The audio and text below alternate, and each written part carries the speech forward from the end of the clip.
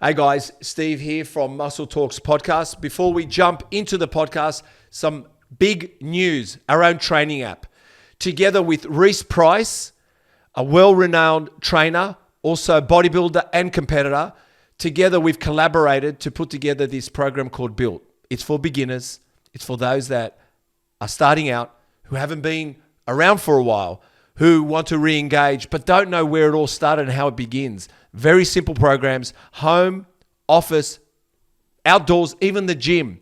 This training program is amazing. So if you haven't been to the gym for a while, you're looking to get started, you want a friend to come and join, be part of this gym community, this program is what you want to give them. This is what you want to start with. So I'm not going to go on any further. You know where to find it. Let's get back to what we do best, and that's Muscle Talks Podcast. Basically allow people to treat themselves better by the choices that they make, because in the scheme of things, as long as you do prioritize mainly, like I said, wholesome, nutrient-rich foods and stuff like that, there is nothing wrong with having that ice cream or that chocolate or sitting. No, what happens if you had a daughter that had ice cream and you were just like, sorry, can't have it, it's not on my diet plan. Imagine telling your daughter that, or that was me though. Sometimes that's why I'm saying I hate it. But go ahead. Yeah, I hate it. Go ahead. But if I was to say to you that, how good would it feel if you could sit down with your loved one, your daughter, your partner, and have a piece of cake and have absolutely no guilt and know that you're still well on track to achieving your health and fitness goals? How would that feel? You said fasted cardio is no better than big cardio. Yeah. For sure. Basically, at the end of the day, like, your calories are going to dictate. You said your metabolism is not broken. You're just a fuckwit. Pretty much. He's the break 5 myths. Women lifting weights won't bulk them up. I mean, men training for years hasn't even bulked us up. He'll slap you if you say fruit will make you fat. He makes you question food like you've never questioned food before. He's sex, not six. He's chaps, not chips. He's on the run from Fraser Island. If you can't hyperflex, don't worry. Hip thrust and more. He's handsome and he knows it all. He tries to act, tries to have an acting career, and he plays many roles. He's quite entertaining. He's who the fuck journals at 3:15 a.m. Come on, man. Who the fuck journals at 3:15 in the morning? Please help me welcome Brett Carrington.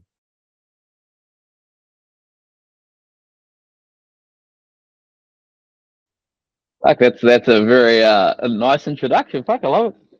Yeah, a bit of thought gone in there. Fuck, well done. It's the nicest I've ever had an introduction. Cheers. I have to play homage to each guest I do it, and actually it makes me laugh because they actually enjoy it, and because you've enjoyed it, it makes me feel great because I actually want you to enjoy it. So that's you, man. So that's podcast. Thanks, bro. I fucking love it. Yeah, for sure. Yeah. No, I'm very impressed. Thank you so much. Well, let's start with what the fuck? 3:15. Come on, man. Journaling, and this is what you're journaling. You're journaling your Chris. He's journaling his thankfulness at 3:15 in the morning. I'd be saying, what the fuck's going on at 3:15 in the morning? He also journals his intentions, his lock-ins, his non-negotiables, and his 6-month goals. But what the fuck further? Bob's coming at 4:15 in the morning for a training session. Yeah. I need to know all this now, mate. And who the fuck's Bob too? Who the fuck are you two? Yeah. So don't worry, man. I still cop a lot of shit from my partner who's still asleep for another 3 hours, and from a number of people for sure. Yeah, go ahead. That's a discipline in itself, bro. And I think we've got the 4 a.m. club. We've got the 5 a.m. club. I've tried clubs and I keep failing at them. What the fuck is this club? I don't know, bro. I think it's just like, I've always been an early bird regardless of what time it has been, right? From when I was playing sport, swimming in the pool early, surfing before the sun comes up.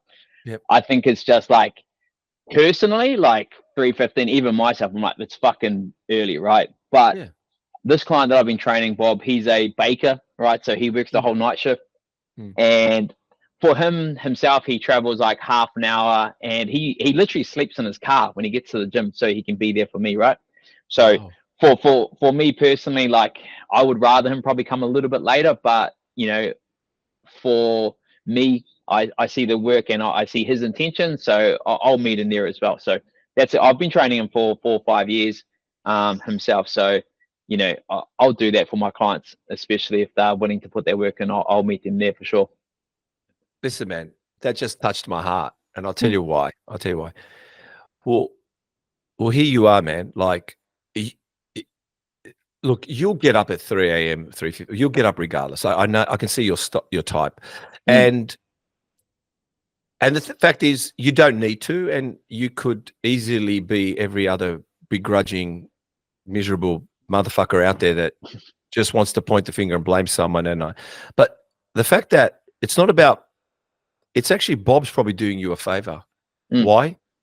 Well, he's stuck with you as in your business. He's providing you, and you provide him, and the two of you meet somewhere at 4 a.m. in the morning to fucking get this job done. And that's amazing. And I think credit to both of you, but credit to you for Bob, and good on you, Bob. Well done, man. That's a fucking personal trainer for a client. Yeah, for sure. You know, like it goes outside of, like, you know, I'm at a point where I've been in the industry that long that it's not about, you know, how much money. Like, as I said, I've been training for that long that, you know, I could just be like, fuck it, you know, I'm not going to get up at that time. I'm just going to replace him with somebody else who's probably charging double what I charge now, or charge back then, you know. But of course, it's that relationship that I build with my clients. It goes beyond, you know, numbers and figures, and also goes beyond results. Like, it's not about how much weight he loses and stuff like that. I'm there because we've got that personal relationship. He's there for me, I'm here for him. And I think we're both better people for it. How old are you, Brett? I'm actually 37, I think. Are you 37? You look pretty good for your age. Good on you, man. Oh, appreciate it, bro. Oh, we'll get into a bit of that. But look, how long, if you don't mind me asking, I've got it here, but how long have you actually been personal training for? Once we get there. So I think I hit like 10 years last year, I think, like in-person, face-to-face coaching.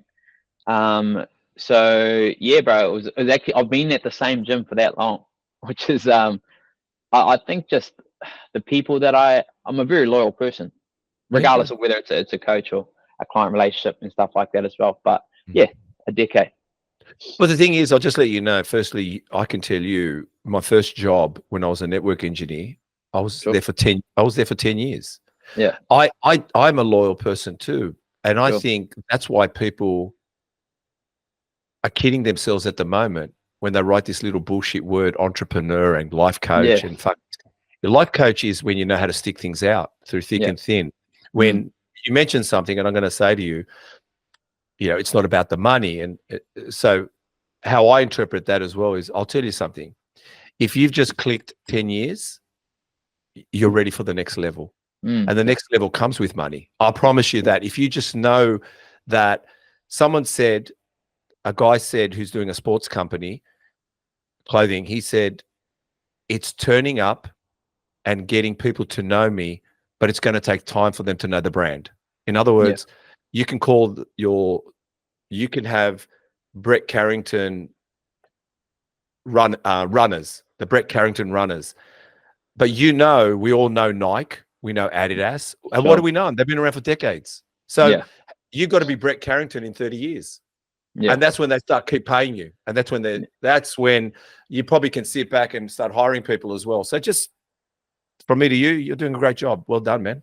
I appreciate it, bro. Like, yeah, I think, like you said as well, like the byproduct of you sticking it out, not like you sticking it out, it's a part of you, right? And it's an extension of your purpose and why you're here, to help people, service people, and things like that. And then along the way, that upskilling yourself and going into other ventures and expanding and stuff like that, that's just a byproduct of the evolution of you and your brand. It's not like I'm doing it for, the money side of things is a byproduct of your work ethic and you enjoying the process as well.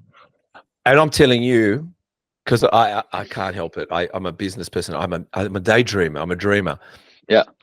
I was scrolling through your IG, and I couldn't find anything else but food. I was just going for it, right? And that but the thing is, you could bring out a sauce, and I'd probably buy it because you've done the distance. Does that make sense?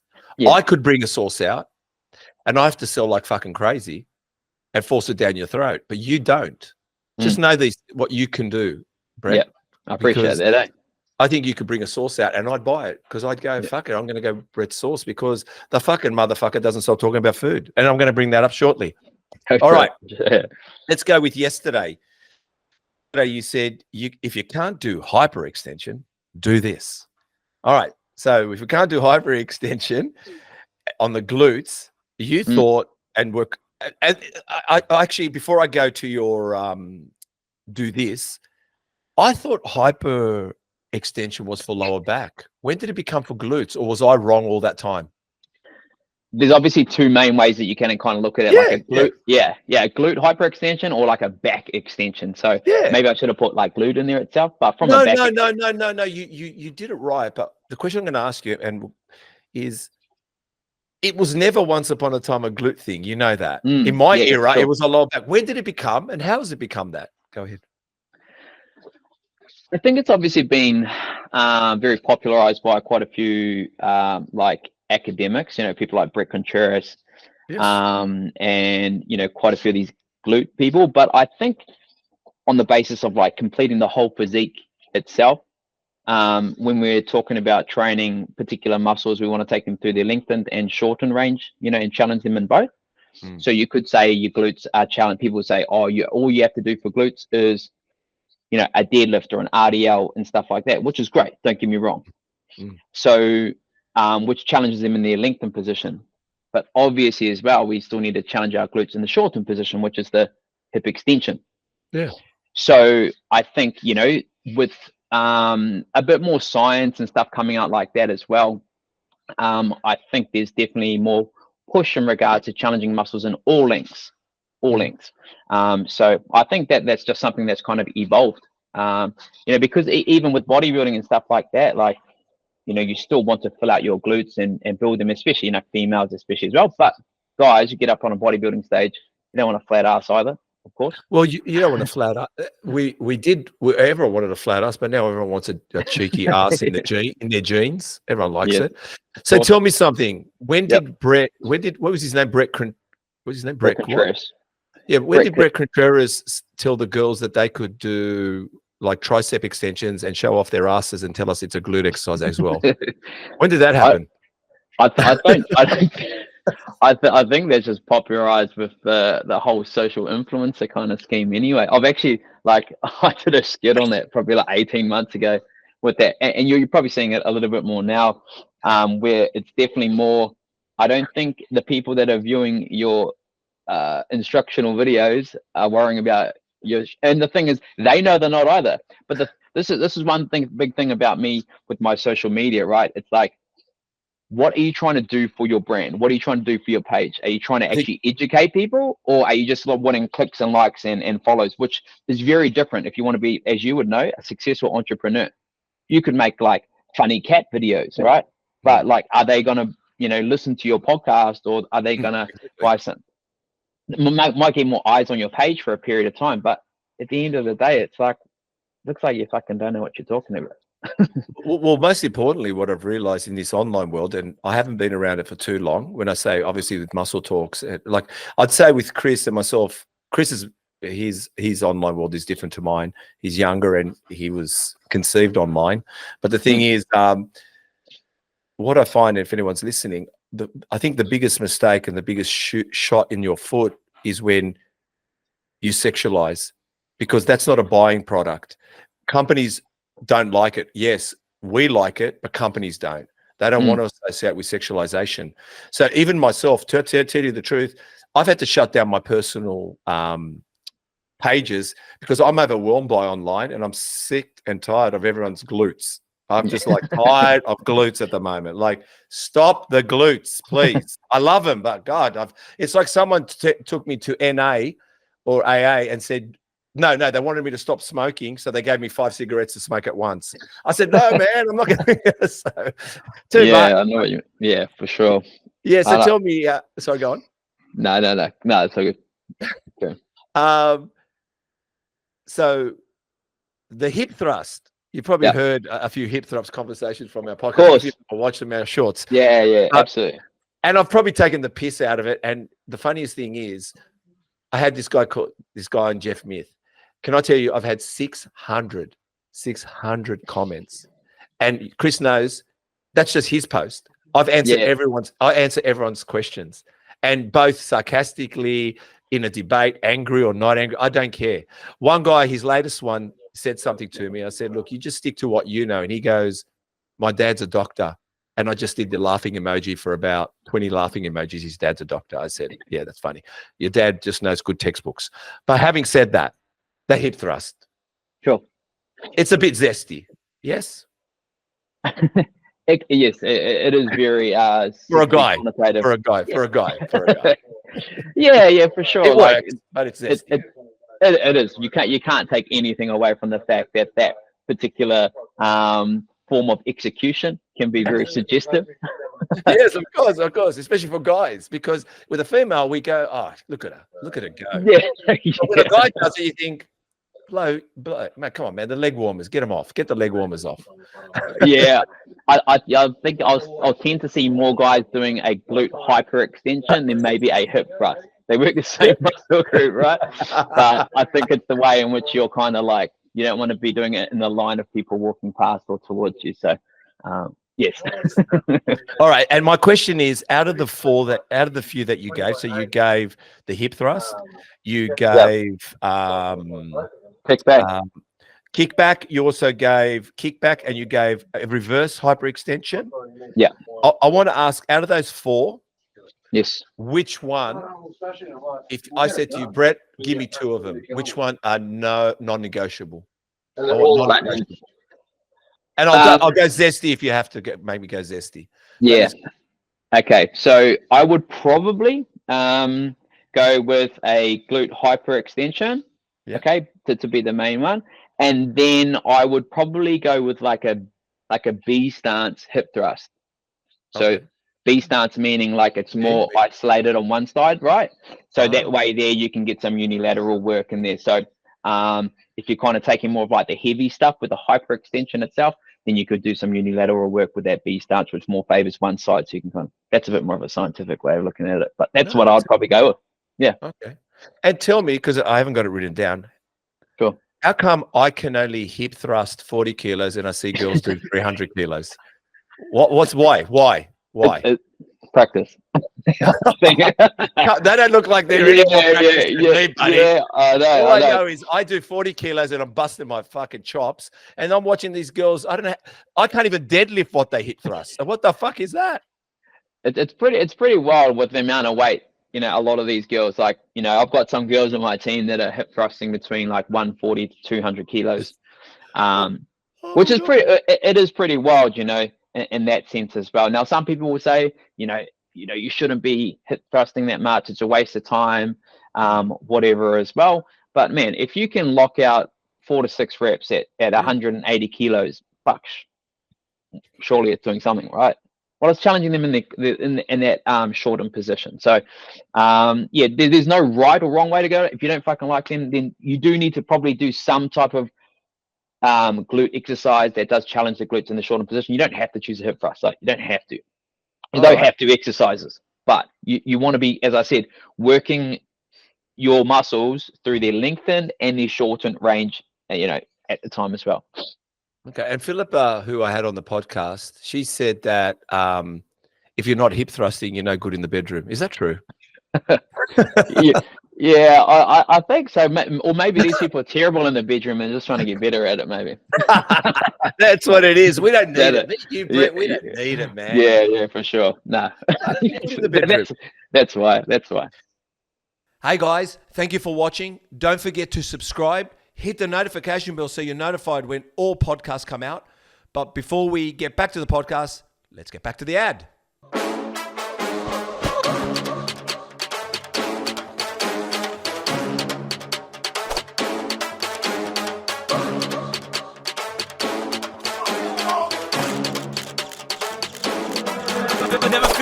Never forget, twisted thoughts run through my head. They used to diss, now show respect. Still show 'em disrespect. Not that type to pout and pose, but when I pose a threat. Say how it is, my mouth has no filter, still yelling no offense. I don't know if I should say this. I think I will. I'll try. Obviously, I'm a single guy. I mean, and usually sometimes when you go on dating scenes or on the date, you might have this woman that says to you, like out of the blue, she might say, "Oh, I bet you're really good in the bedroom," just because she's trying to stroke my ego, right? Sure. And I go, and the funny thing is, I always say to this is my answer to him every time. Yeah. Maybe. Yeah. And they're thinking, how come he didn't say like he is? Because all I know is when the clothes come off, I might not be interested in you. Yeah, I think it's just giving that ominous kind of feeling. So it's an ominous. I give them the ominous. Where most guys would go, yeah, like, I'm amazing. But I always just go, I want to see their expression. So I always go, maybe. And they go, oh, what do you mean, maybe? Yeah. Keeps them interested, eh? Keeps them interested. Get them in. I get them in then. Is this recorded, Chris? I'm probably going to. Meaning, I've actually got. All right, we're going to go into a history lesson. Are you ready for a history lesson? Go for it. In 400 BC, the Greek physician, not physician or whatever he was, Hippocrates. Hippocrates, is it, Chris? Is that how you say the name? Hippocrates? Hippocrates is a Greek. Hippocrates, the father of medicine, said, let food be thy medicine, let medicine be thy food. So Hippocrates, whatever it was, realized that food impacts a person's health, body, mind, to help prevent illness, as well as maintaining wellness. Do we have that same philosophy today, do you think? Or do you think the pharmacos have come in and tried to sabotage our way of thinking? I think there's actually two ends of the spectrum to that, to be honest with you. Some people, I think, well, there's a lot of people that'll probably take it to the absolute extreme of that, being like, you can, you see it, but not sure if you're still, we'll probably much through their socials, but, people who are like, the only thing that you should eat is organic, is only things from the ground, from animals. And there's obviously the other people at the other end that would be more inclined to, the people who I'm probably working with, who is, just processed foods, they're fine, or whatever, don't pay any attention to them, etc. as well. So I think, and there should be kind of a middle ground, and you probably see through my socials as well. I don't think there needs to be, a one or the other. I do definitely think that, favoring the wholesome, nutrient-rich foods and all that kind of stuff. As well as the 80-20 principle, 80% wholesome, nutrient-rich foods, 20% like, enjoyable foods or indulgent foods as well. But yeah, I think if you base majority of your nutrition around whole foods, I think you're definitely in for a much healthier life, for sure. No question. And you've broken a lot of rules for me, and also in some ways, I don't even know if I can go your way. Hear me out, respect, because your way is the right way. Your way is middle ground. What you just said. I'm just an extreme, and not just organic. Bodybuilding can fuck you up mentally. Both it can be a positive food, but negative food, meaning you can starve yourself, you can get too skinny, you can become, I don't eat that, how much sugar's that got? Like, it's just a world that you're not careful. It's an addiction. It's like a drug. And I've been there. I know what it's like. But we'll get to that because I want to talk about Marge. Marge dropped 6.5 kilos, Chris. Her boxing skills are through the roof. She's 78 years old. And if you fucking saw the jab hook from her, mate, my jaw's broken. Also, I realized that that Marge has been around for a while. So tell me about Marge. Yeah, so and also Marge understands MFP. What's MFP? So that's MyFitnessPal. And MyFitnessPal. And Chris has no excuses. You can lose 6 or 5 kilos, Chris. Yeah, so Marge herself, so she's been with me for currently about 4-5 years. She's been at the gym since I've been there as well. Yeah. So I think for her, she kind of epitomizes what exercise does for her, you know, as an older person as well. There are plenty of people at my gym that are, you know, 10, 15 years younger than her, can like barely get out of their chair. They kind of stroll in to the gym. And there's people that are her age that, you know, literally cannot grab something overhead. They can't even get out of their chair and stuff like that. So I think with her, because she actually does Muay Thai on the side as well. Muay Thai as well. The 70-year-old does Muay Thai, and she does tricep. She does tricep poses. Brett was teaching her how to do a rear tricep X. So go ahead, yeah. Yeah. So I think she just epitomizes what like activity, community, and support does for people. You know, doesn't matter what age you are, you can always look to improve some aspect of your life, whether that is from a nutrition perspective, whether it's an activity perspective. There's always somewhere to start. I always say to a lot of people, pick the lowest hanging fruit for you. What is the best, like what's the easiest thing for you to do right now to improve your overall health? It could be for somebody to, you know, eating more vegetables. It could be literally just going for a walk. It could be going to the gym. So I think, like I said, Marg is a very determined person. So when somebody tells me that, I said to somebody the other day, it was actually one of my other clients, and he's like, man, I feel, you know, I'm feeling a little bit old today. I'm like, imagine how fucking old you would feel if you didn't go to the gym, you know?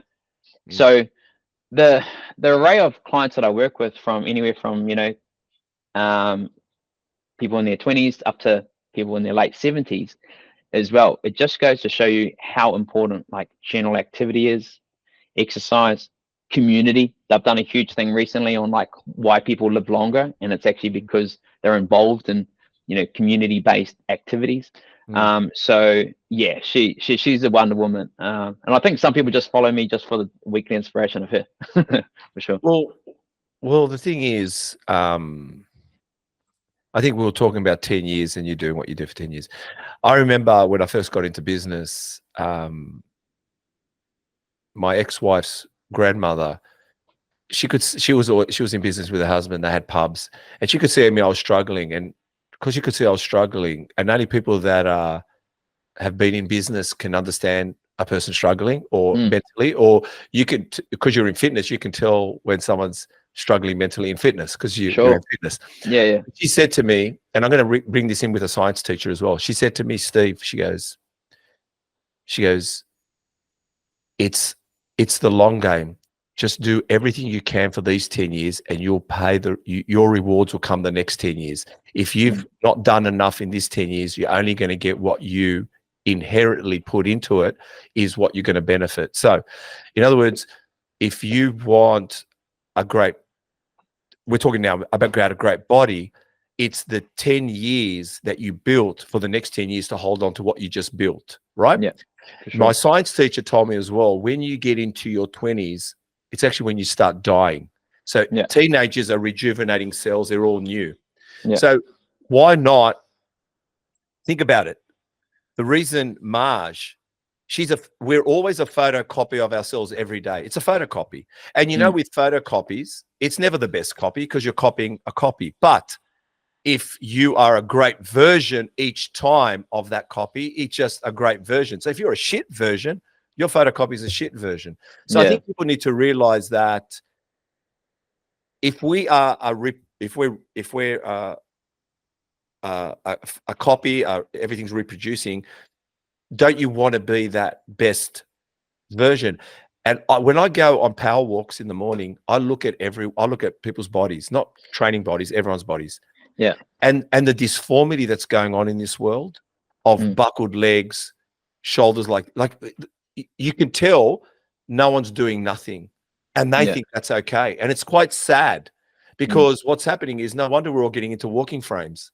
No wonder it's all happening before our very eyes. And I never saw it with my grandparents. Yeah. It just seems like everyone's taking life for granted. And I'll say to you this question, and I'm going to ask your opinion. When was the last time you did a sprint? A sprint. When was the last time you did a sprint? I couldn't even tell you. I don't like run fast anymore. Yeah, you just said the word anymore. That's the problem. You did it in your 20s. You did it as a teenager. We actually stopped running. We stop sprinting. We stop getting up. We stop jumping. We stop throwing basketballs. That's what's sad. That's why you have to keep sprinting. You have to throw the basketball. You have to get on a skateboard. Yeah. Don't stop, because when you stop, the photocopy becomes shit. Yeah. So there's my advice. What do you think? Yeah, I think that's great advice, because I often say, especially with some of my older clients, and even like just rehabilitation as well. Yeah. If you don't go through the movement, you actually lose the movement itself. You do. Yeah, exactly. You go. Yeah. So, it could be somebody who's, squatting or overhead pressing, like I said. It's, but that applies to later on in life. Like I said, you're going to be so much more thankful that you're like, obviously like dumbbell shoulder press is going to build big delts and stuff like that. But being able to do it in a safe manner, for extended period of time, you're probably going to be happier when you're fucking 70 and you can reach up to the cupboard than you could pressing 40 kilos when you were 25 years old. 100%. 100%. So obviously perspectives change and what you're trying to do, but it is like you said as well, it's that further version of yourself as well that you're taking care of, or putting in those. I got this thing where we talk about planting seeds for success, right? Yeah. And each like daily activity or each thing that you do, you might not see it, plant like that start sprouting, straight away or whatever as well, but it is growing. So if you look at whether it's movement patterns, whether it's healthy behaviors around, nutrition, whether it's the way that you treat people, whether it's your, your personality and things you need to work on as well. If you're constantly looking at a means of trying to improve that copy, as you said, I think you really do set yourself up for a very successful life, and I think instead of successful, I think meaningful life is very important, because it's not just about you. Sometimes it is about who's around you, who you can positively influence, because I think a lot of what we get out of it, and me as a coach, I get probably more out of the success and the happiness of my clients and the people I work with and changing their lives than I do, going to a bodybuilding show or, putting on muscle or, the success as well, too. Does that make sense? Well, I was watching my latest, everyone, you always get your latest kind of phrases and how you explain things. I'm just trying to find what an intangible word might sound like, but I can't find it. So I was watching, listening to a podcast, Modern Wisdom, with Chris Wilkinson, and he had Dr. Dispenza on there, and he's I had the name and I've lost it. I'll get what he does, but this guy talks about the brain and the heart, and a few people have said this, and he said, do you know, if you choose a happy outcome, it's no different to choosing a shit outcome. The difference is you're choosing a shit outcome because you think that's easier, but it's not. It's the same outcome. It's the same work, but you thought it's a get out clause. So your get out clause is, I'll say it's shit, but what's happening is it fucks your heart. It fucks your mind, because it's shit. Because you think, if I say it's good, the outcome, if I go for that, that's expectations. Can I deliver on them? So my latest thing is, which he speaks about, is choose the island. That's the island. The island is this, and this on it. Now build the boat, because fucking the island's that way. And there's storms and there's seas and there's waves, but you need to build the boat. And, the boat can't be a dingy boat. It's going to need quarters for me to sleep in. It's going to need food. So you need to build the boat, but you need to know that's my fucking island. So if your island is a private jet, that means it's money. That means it's success. Well, fucking, I'm going to come back and lock into my appointments, lock into my like whatever I got to do. I've got to build the boat. And I think that's what people forget, that you're right. I promise you one thing. The guy, I could be wrong. The guy that is 80 years old and tells you he's got a great superannuation fund and that he sat in one job all his life. And Dispenza said, though someone else said this as well, just because you played safe does not mean you lived life. You played safe. It didn't live. You didn't live it. You just played it. You played safe. It was a good life. But how do you know what your life would have been unless you take a risk? So, in other words, I prefer myself, fuck my superannuation, as long as I've got a good story. And my good story, I'll go down guns blazing. That's all I want. So that's what I'm saying. So in other words, if someone said, oh, yeah, man, you had a yacht, but you lost it. Yeah, but I had it. Have you had a yacht? No. Oh, my God, you had 7 properties, but you lost them. Did you? No, I had 7 properties. Oh, my God. I always wanted a Harley Davidson. Well, fuck, I got mine at 28 and I kept it because I don't know if I could buy another one. That's how it is. Does that make sense? So I think we, like you said about lifting your arm up, I'm saying when you said lifting your arm and bringing down that package, yeah, you're right. Don't worry about you. Hit the PBs, but there's PB tomorrow, and there's PB tomorrow, and there's PB tomorrow. And it might not be 40 kilo PB. It's keep doing a PB, which is 30. Yeah, for sure. You turn it up. Okay. So I help busy people lose 5 to 8 kilos in 90 days or less without restrictions. Chris, sign up. I want to know who the fuck are you, Brett? And what have you done to humanity? And what have you done to me? What you're eating isn't, come on, man. I'm just fucking grilled chicken and rice, brother. What have you, I look at that and I think, Brett, you're going to have to take me to therapy to eat that. You're going to have to help me. You're going to have to help me. So tell me. Sure. So if we're looking at like the basis of what my business is about and what I've kind of like been a bit more known for as of late is being able to kind of showcase to people as we speak about like there's no good or bad foods or whatever as well, because the issue with kind of that particular statement is that if you eat some of these foods that aren't typically good for you, are you a bad person, right? And what that often leads to is people thinking that you have to always be good to be able to succeed. That's me. Yeah, that's me. Correct? Yeah. Now, the thing is, you kind of you set yourself up with these parameters that do not have much flexibility. So it's either, you're very like you're kind of in a box, right? And it's kind of like anything outside of your peripheral vision is like, very distracting for you. So when we kind of look at, food and delicious, indulgent foods and things like that as well, people have that, connotation or that perspective that if they were to choose those foods, they aren't abiding to their nutrition protocols. They're not on plan. So if they do have it, they're like, fuck it. I may as well I've ruined my whole day and go on and so forth. Right? Go ahead. Yeah. So my goal is to be able to, basically allow people to treat themselves better by the choices that they make. Because in the scheme of things, as long as you do prioritize mainly, like I said, wholesome, nutrient-rich foods and stuff like that, there is nothing wrong with having that ice cream or that chocolate or sitting. What happens if you had a daughter that had ice cream and you were just like, sorry, I can't have it. It's not on my diet plan. Imagine telling your daughter that. Or that was me though. Sometimes that's why I'm saying I hate it. But go ahead. Yeah, I hate it. Go ahead.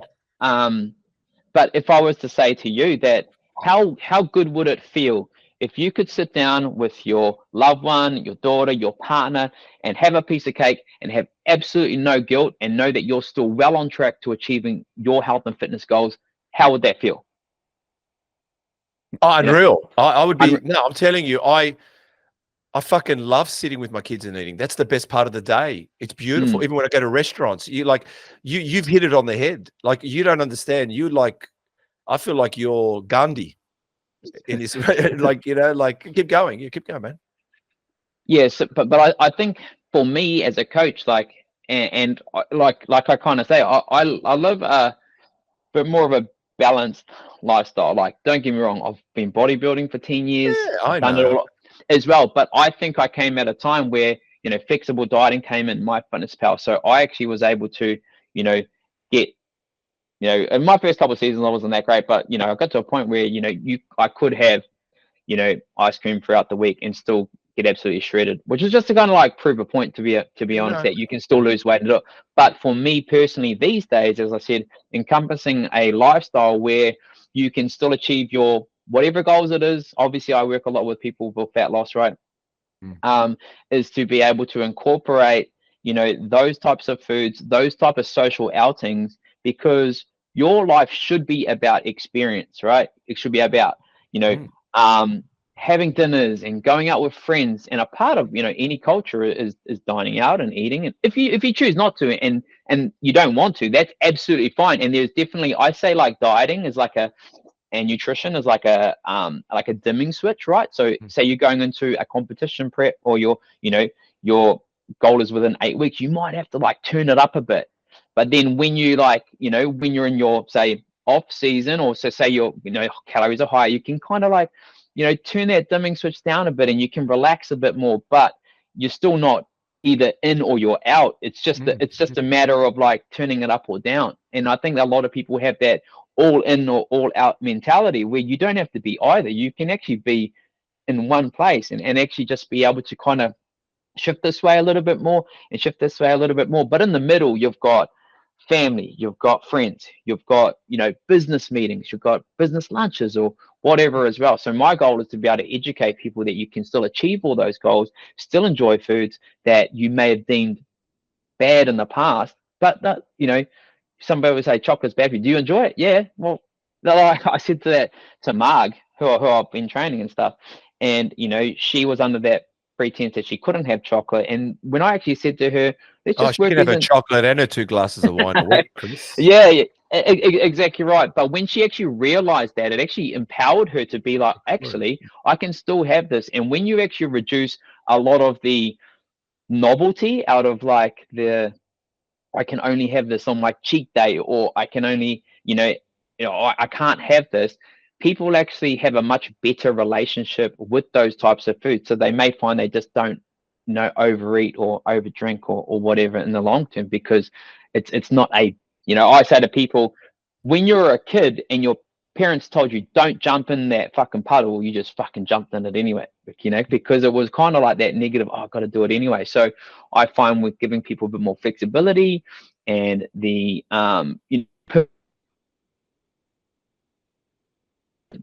you know, you can have permission to be able to enjoy those foods and still stay on track with your goals, whatever they are, is very empowering for a lot of those people. And the best thing as a coach for me, it's not about the fat loss, it's not whatever. It's like I was able to go out for dinner with my friends, you know, choose what I wanted to eat, not feel guilty, and still absolutely like smash my goals within that time frame or whatever. And that's the best thing to hear from me, because it just shows me their whole mindset's better and I know their whole life's better. Like, you could be the fucking leanest person in the world, as you probably know, you've spoken to a number of people, but they've got the fucking worst relationship with food. Like, I did.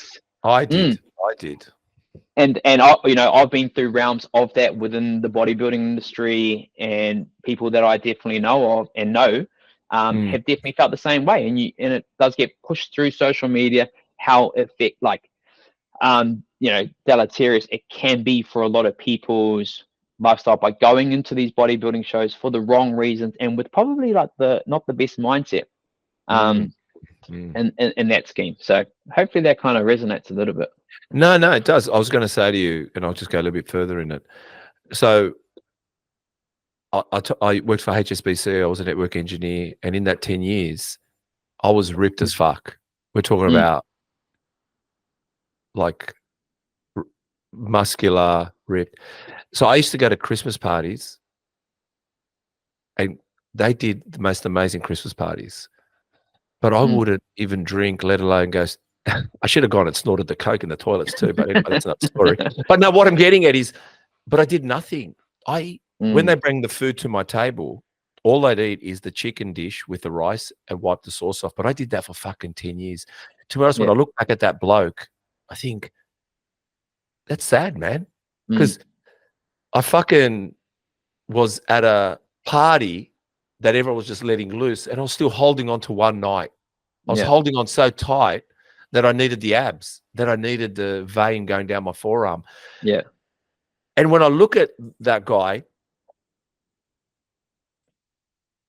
he already achieved so much. I've got to say the discipline made me achieve things, Of course. but I could have, like you said, known how to dim it, dial it. So that's why I'm going to say the next thing, and I'll go segue into this. Sure. Two things I'm going to tell you. One more thing. My son came to me one time. He was 8. It was morning time before school. And he goes to me, I said, what do you want for breakfast? And he goes, can I have ice cream?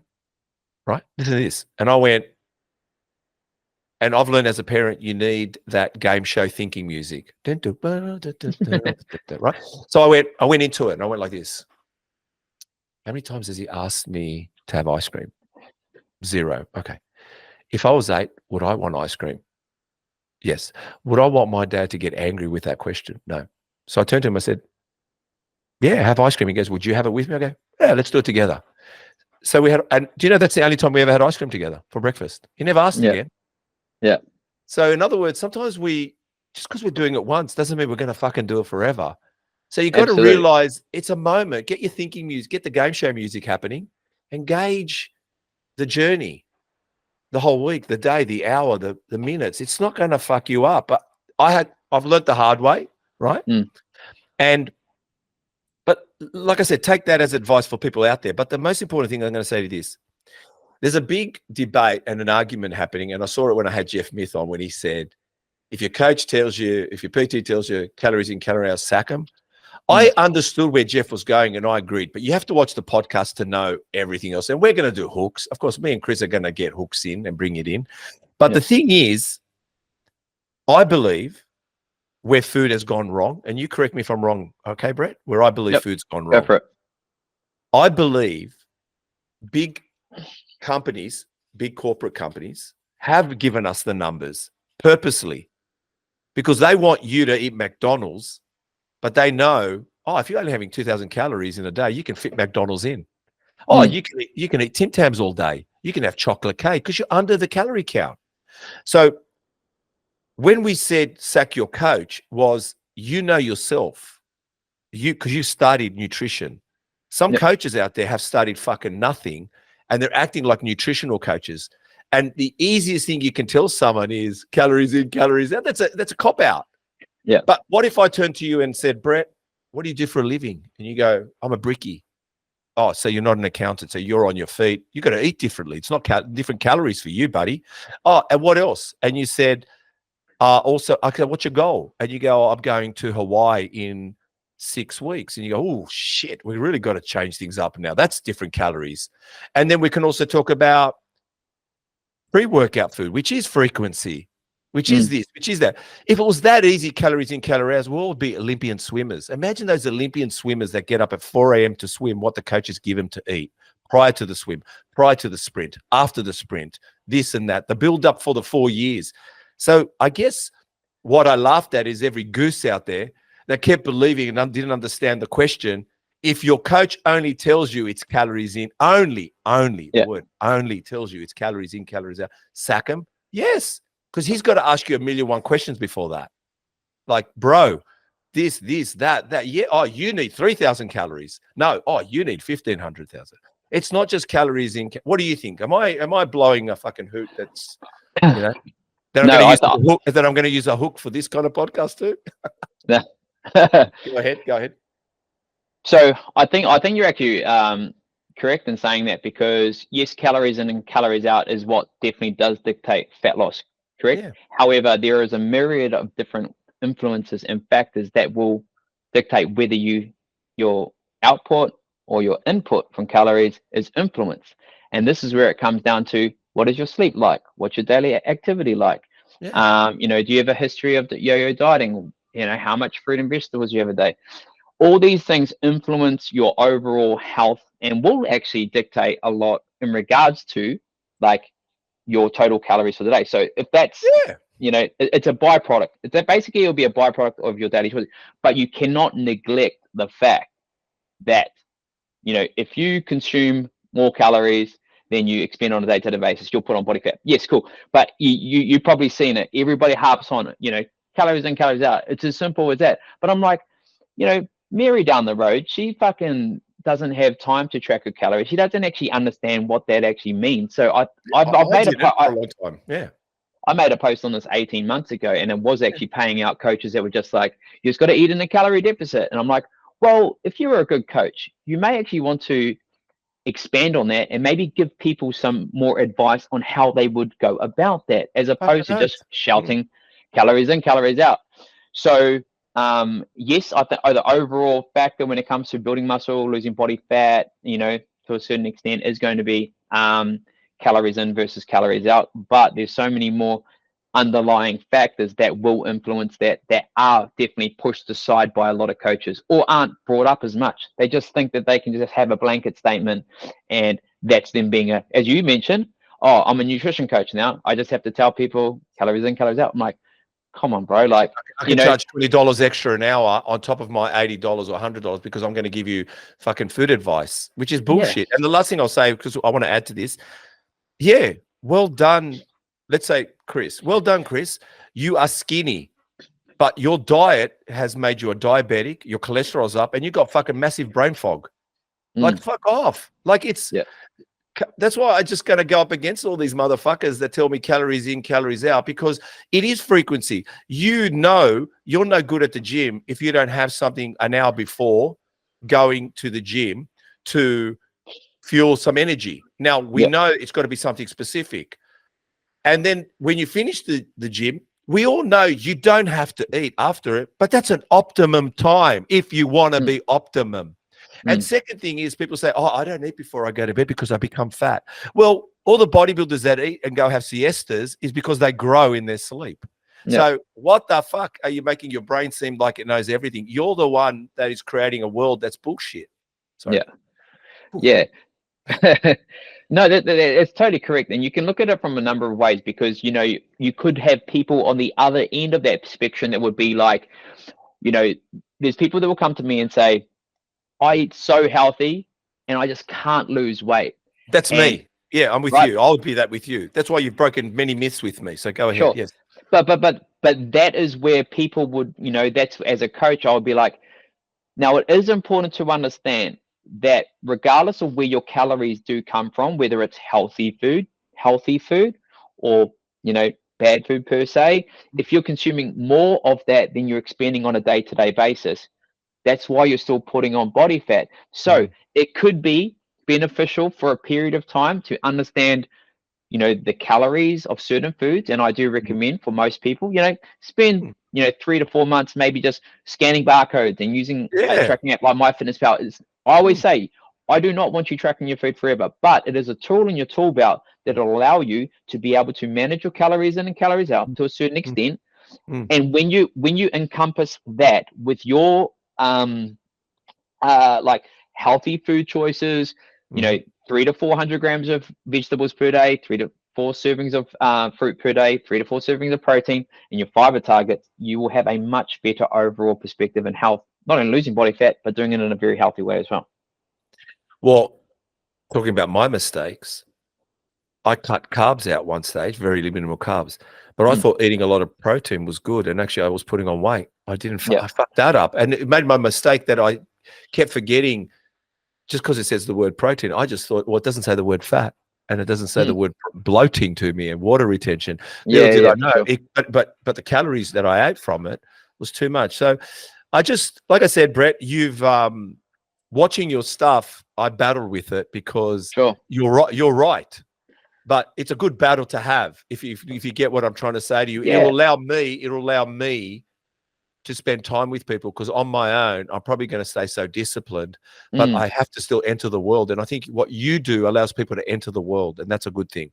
Yeah, I really like that perspective, and I appreciate that, because the best thing I want, as I said, for people is to live the most non-restrictive, healthy, balanced lifestyle they can. Because don't get me wrong, I do come across people and I'm like, your eating behaviors are shit. Like, you eat out, you know, you eat out 5 times a week. You consume 8+ standard drinks of alcohol. there's no protein in your diet. And like I said to you there prior, when you're talking about calories in, calories out, yeah, sure, that's an ultimate determining factor for fat loss. But with those clients, I'll look at those underlying foundational factors first, because those things there will obviously improve overall health. But it is, to have one without the other, it is quite hard, I think, to see long-term sustainable progress in a healthy manner as well. Because if somebody needs to lose 20 kilos, and they could just focus on healthy behaviors, and innately, by eating more vegetables, drinking more water, more sleep, they will subconsciously probably eat less anyway, which is still less calories than they're burning. So it's still the same thing. 100%. And I'm going to ask, Cool. Is salt better than sugar, or is sugar better than salt? What about them both together? Isn't that all right? Come on, which one? Talk to me. Well, I'll tell you what I've done lately. I've been eating really well. I've actually lost 22 kilos. Now, I know. Thanks, bro. But the fat guy that everyone saw at the beginning in Muscle Talks, and Chris, when he met me, that wasn't me. That was just the last 2 years. Before that, I know who I am, and I know what I was. I know why this happened. But having said that, lately, I've been eating really well, measured. And you're right. I never, ever weighed food. I weigh food now. But the funny thing is, now I don't actually need the scale sometimes, because I can see it visually. That's why you're saying you don't need to track on your apps, because you can read into it now. Exactly. The funny thing is, I'm Greek, so we like a bit of salt. So I thought, salt. And I realized, I said to someone, "Oh, look, I still feel a bit of water retention." We're just talking about it. He goes to me, "Oh, maybe is it salt, Steve? Is it this?" I went, "I'm going to cut the salt out just to see." And it actually has tightened me up. Yeah. But the thing is, I'm enjoying is that I just ate before here. I'll tell you what I had. I had brown rice. Hear me out. Yep. And I had a chicken that was poached, and put it all together. And I grabbed iceberg lettuce, and I broke it into it. And then I grabbed peanut butter, and then I put a teaspoon of maple syrup. And then I had what's it called? That dish, chicken satay. I had a chicken satay. Yeah, for sure. But I just didn't add salt to it. Yeah. So what do you reckon? Is it salt? Yeah, salt or sugar? Sugar or salt? Well, salt's probably going to be more beneficial for you in regards to like muscle contraction, the way that it kind of works in that perspective. What is a muscle contraction? Tell me, please. What does that mean? So obviously, the sodium itself, we need as a particular, I guess, mineral to a certain extent that's going to be able to help our muscles contract. So like, when we're training and stuff like that, and you often see people whether they are cramping up or whatever as well. So, sugar itself is going to be a main, like, if you're talking about like sugar, like whatever, like a tablespoon of sugar, like you don't really like specifically need that type of sugar if you didn't want to have it, but it is a very quick source of digesting carbohydrate. So you could say it's beneficial for, if you're training in a very short period of time to a certain extent. All right. Well, so, now I'm confused. I feel like I'm going to drop the sugar and go back to the salt now. Like I said, man, I'm sweet and salty popcorn all the time, mate. So I don't think. You know what? I'm going that. Then I'm going that too. Also, we'll stick to the food. We're going to change it in a second. It's changed a lot, though, hasn't it? Like, and why you've broken a lot of myths for me. But I want to know this, and I want to talk about hypertrophy. I want to talk about building muscle. Let's just talk about that. Sure. We all know that a lot of the diets out there is fat loss. And in bodybuilding, we're not really fat loss. We're not. If everyone said, "Why do you bodybuild?" You said, "I want to build muscles." Oh, yeah, for sure. Yeah, that's it. So I know back in the 70s, 80s, and 90s, I'm going to tell you what our diet was for gains. And you were around that era anyway. Sure. And what it was for leaning up. And it was exactly the same. I just thought, that's why I'm confused. This is where I'm going with it. I just know if I want protein that's going to help me feed my muscles, it's chicken, eggs, steak, fish, whatever. That's it. Very simple. When it comes to carbs, Is it rice? Is it potato? Is it pasta? Right, whatever. Yeah. Mm. And relatively never had sauce in there because I didn't want that added salt, preservatives, what height and whatever it was going to be. Now, leaning up period was exactly the same, just less chicken, less eggs, less steaks, less of everything. What I'm saying is, I feel we still need that diet if you, hear me out for a second, if your goal is to build muscle. Because I'm saying is, a calorie number doesn't help to build muscle, because you can say, well, Steve, there's 200 calories of, or 300 calories of chicken, and there's 200 calories of chocolate cake. We all know it's 200, whatever it is. Sure. But the chicken, but the chicken's going to give me muscle. So what I'm saying to you is, and how am I going? What am I trying to say here? What I'm trying to say to you is, this is what I was going to say to you. Does all food and what we read on the back, just because it's got protein in it, does it do the same thing? That's what I'm asking. This is the fucking same thing? Like, that's what I'm asking. Is it going to build your muscle? Is it going to build your muscle?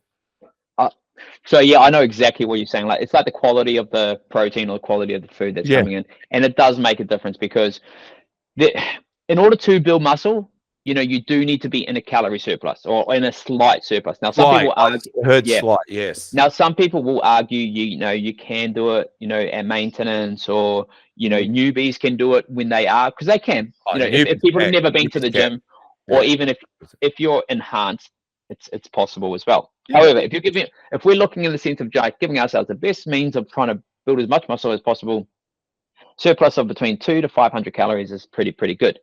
Now, the other thing that we need to take into account is that, we need to be having a specific protein target per day.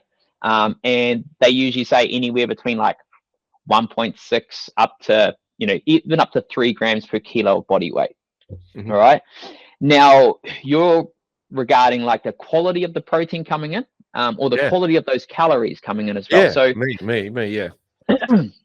For what I'm talking about, what I want, not what I want muscle. I want, but I want to feed the muscle. I mean, I want the fast lane. I don't want. Go ahead. Absolutely. No. So at the end of the day, when you're looking at the quality of protein that's coming in, we want like a whole amino acid profile. So there's 9 essential amino acids, and we're going to get a lot of these from those quality sources of protein, which you were talking about. From like steak, chicken, like egg whites, whey protein, things like that. Yeah. You're not going to get that same amino profile from like other highly processed foods and things like that. Yeah. Okay. But this is the thing though, like, if I spoke to you just before about the whole 80-20 principle, so 80% wholesome, nutrient rich foods. So if you did like, and the other thing as well, when you're building muscle, right, and one of the biggest issues for guys building muscle, right, is getting the amount of calories they need. You've spoken to quite a few guys like Matt O'Reilly and a few of these guys, right? The amount of calories these guys have to fucking get in is fucking preposterous. Some of them, 6, 7, 8,000 calories, some of them. So where you may look at it being more advantageous to be utilizing those, as you said, like fast digesting carbohydrates from like cereals or like wafer bars and stuff like that, that may just allow them to get those extra calories in. That's going to make it a little bit easier for them to be able to be in that surplus. Now, as long as they are ticking that first box, which is going to be 80% wholesome, nutrient rich foods, they are ticking the box in regards to the protein target that is required in order to build muscle between the 1.6 and 3 grams per kilo body weight, and majority of that protein coming from wholesome, nutrient rich sources such as steak, chicken, eggs, whey proteins, always a good one as well. You will give yourself the best chance for sure. So I'm not sure if that kind of you answered it perfectly. What I guess the question is, I don't want people to forget that you can come to the gym and you have a reason to come to the gym. But if your reason is hypertrophy, your reason is to destroy muscle, to grow muscle. So we know you're at the gym to destroy it. and we know you go home to feed it, right? Mm. So in other words, I just want to make them, not make anyone understand. I'm not here to teach anyone. What I'm trying to say to you is there's still that principle. Find what's the best source if you want the best results, because that's going to give you that. For That's sure. And I think, and I just coming back to it because I kind of highlighted it before when you're talking about like what you used to go through, like the types of foods and whatever as well. And now at the very start of this conversation with you, we we're talking about the two different spectrums. Okay. So going too far one way and going too far the other way, right? Yeah.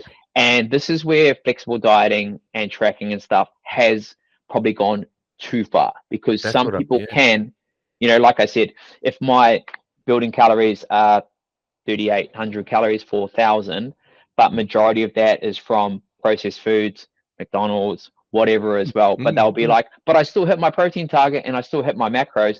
I'm like, well, that is pushing outside of the realm of probably what is considered optimal for healthy living and optimal for building just being a healthier individual as well. Because I think a lot of the way that it did get taken as well, probably this is probably within that space that I've been in the industry for the last 10 years, where flexible dieting came in, was that bodybuilders were going into that point of being like, I can just have Pop-Tarts all night and I can just have all this kind of stuff. And then what it often happened with that though is that it increased the hyper focus around these types of foods, and then people got into this kind of Tetris position where they're trying to like hit each macro with just random foods. And I was that when I first started as well, where I think these days, and even myself with a lot of my clients as well, yes, we are pushing that, you can include different types of foods and you can be flexible as well. Having a baseline meal plan to an extent is going to reduce decision fatigue for a lot of people, so you don't have to, it's going to accompany a busy life for a mum, a person who's busy with work. So that's first of all, as opposed to just trying to flexible diet your way through the whole week or through the day.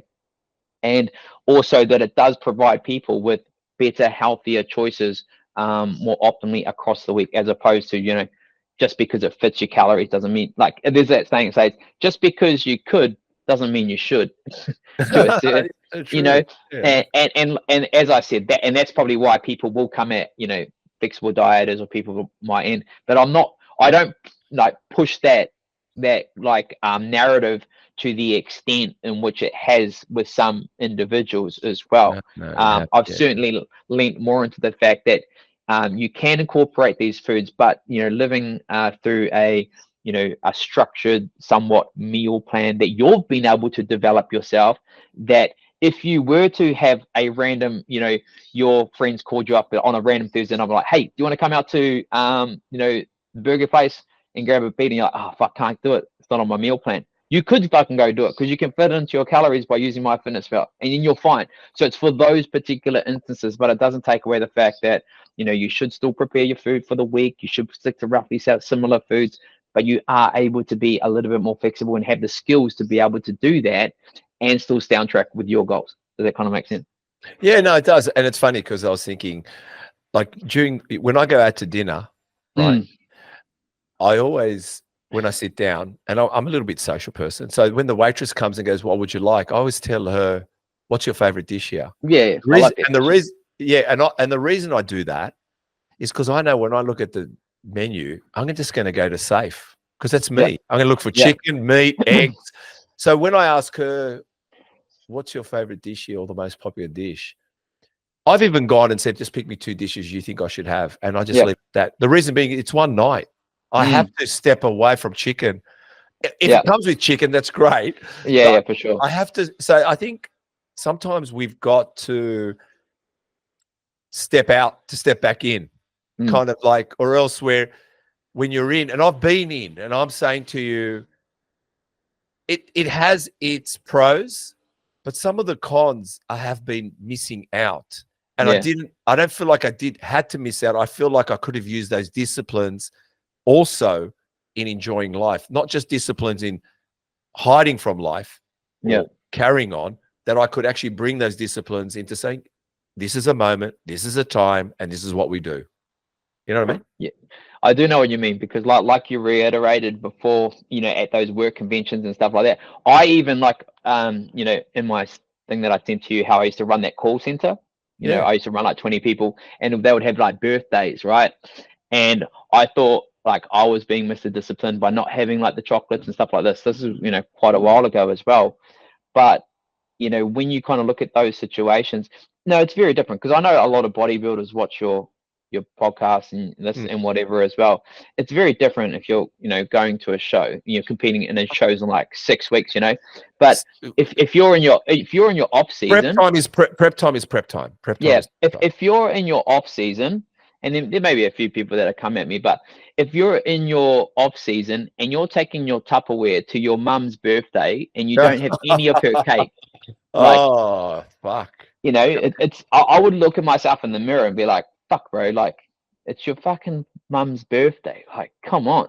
You know, and they'll be like, oh, well, if I miss this one meal, but like, bro, what, you know, are you going to fucking worry about that one meal, like, in 20 years time, you know, or are you going to worry about, like, or would you worry more so about, or in, you know, look back on that time where you're able to enjoy your mum's cake for her 60th birthday?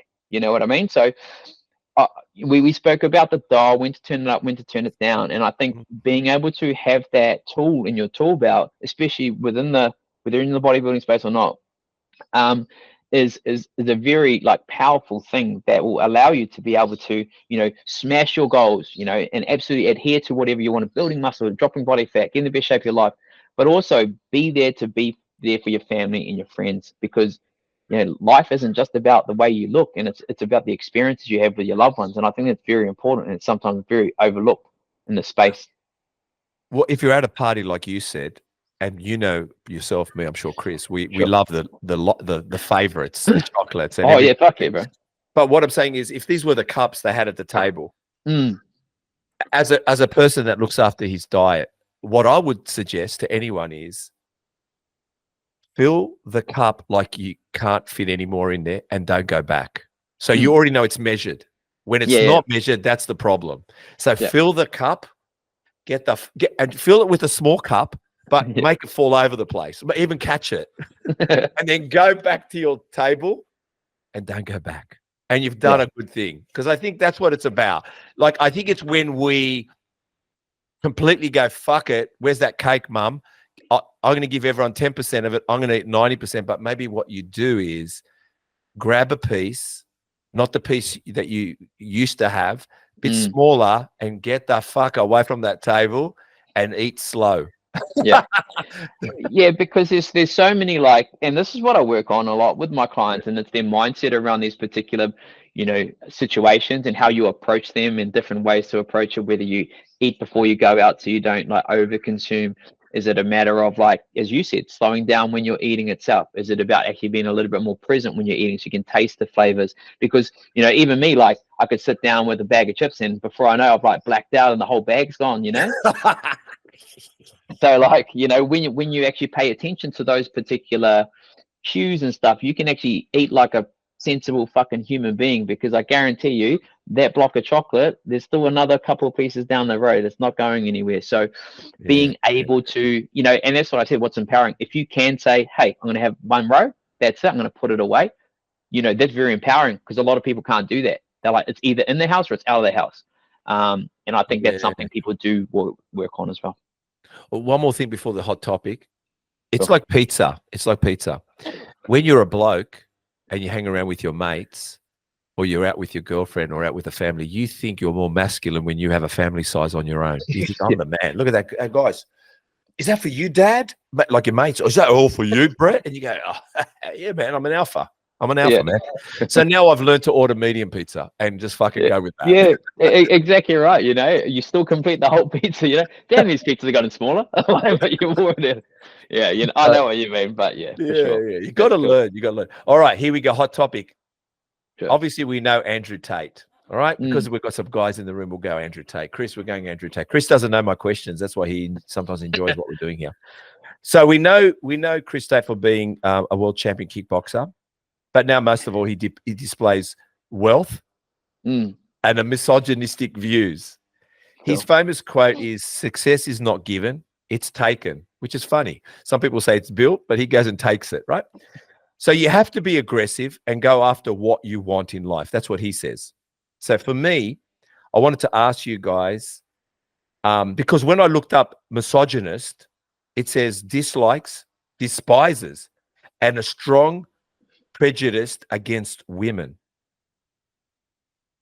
Are these man traits, masculine traits? And is this ideology warranted? Like, I don't really see that in him. And what I'm trying to say to you is his attitude favorable as us three men in the room? And I'll go first. I like a soft man, meaning, but also like a masculine guy. Like, I just want you to be you. I don't give a fuck who you are, as long as you come to the table being yourself. I don't want you to be me. I don't want you to be, just be you. So I just think, are they trying to chop down guys? Because my next hot topic is going to blow your fucking mind. But let's just go with this. Well, how do you read what I've just written here? I'm going to go with Chris first. Chris, my question is he misogynistic? Is that how you see him as a guy looking at a guy? Do you see him that, success is not given? We all believe that. It's to be taken sometimes. What do you think of all that? Yeah, I agree with that. Yeah, why? Success is in money and wealth. Anything. And you can't create it, you can take it. Because it's there to be taken. It's not created because it's already created. It's already there, yeah? Yeah, like he gave one example, like yes, you walk into a cafe and they take your money. And you just need to study why that cafe took your money and what the other cafe. Okay. They just take your money. Did you hear that, Brett? Yeah, yeah. Yeah, go ahead. What are you thinking here? I think there's certain like characteristics and traits that you can, you can kind of take from that kind of figure and apply them to your own kind of life. And I think, having, as you said, like how he says it's taken, you don't necessarily, I think when they say he takes it from people, it's more of like he creates it and then takes it, to a certain extent as well, whether that's, building an empire or a brand or whatever as well. Obviously, I don't agree the way, he kind of treats women and stuff. I don't think that's, tolerable at all. But you can definitely take or admire the assertiveness and obviously the aggression to a certain extent as well. But I don't think there needs to be, like you said, I wouldn't consider myself as a very like aggressive person.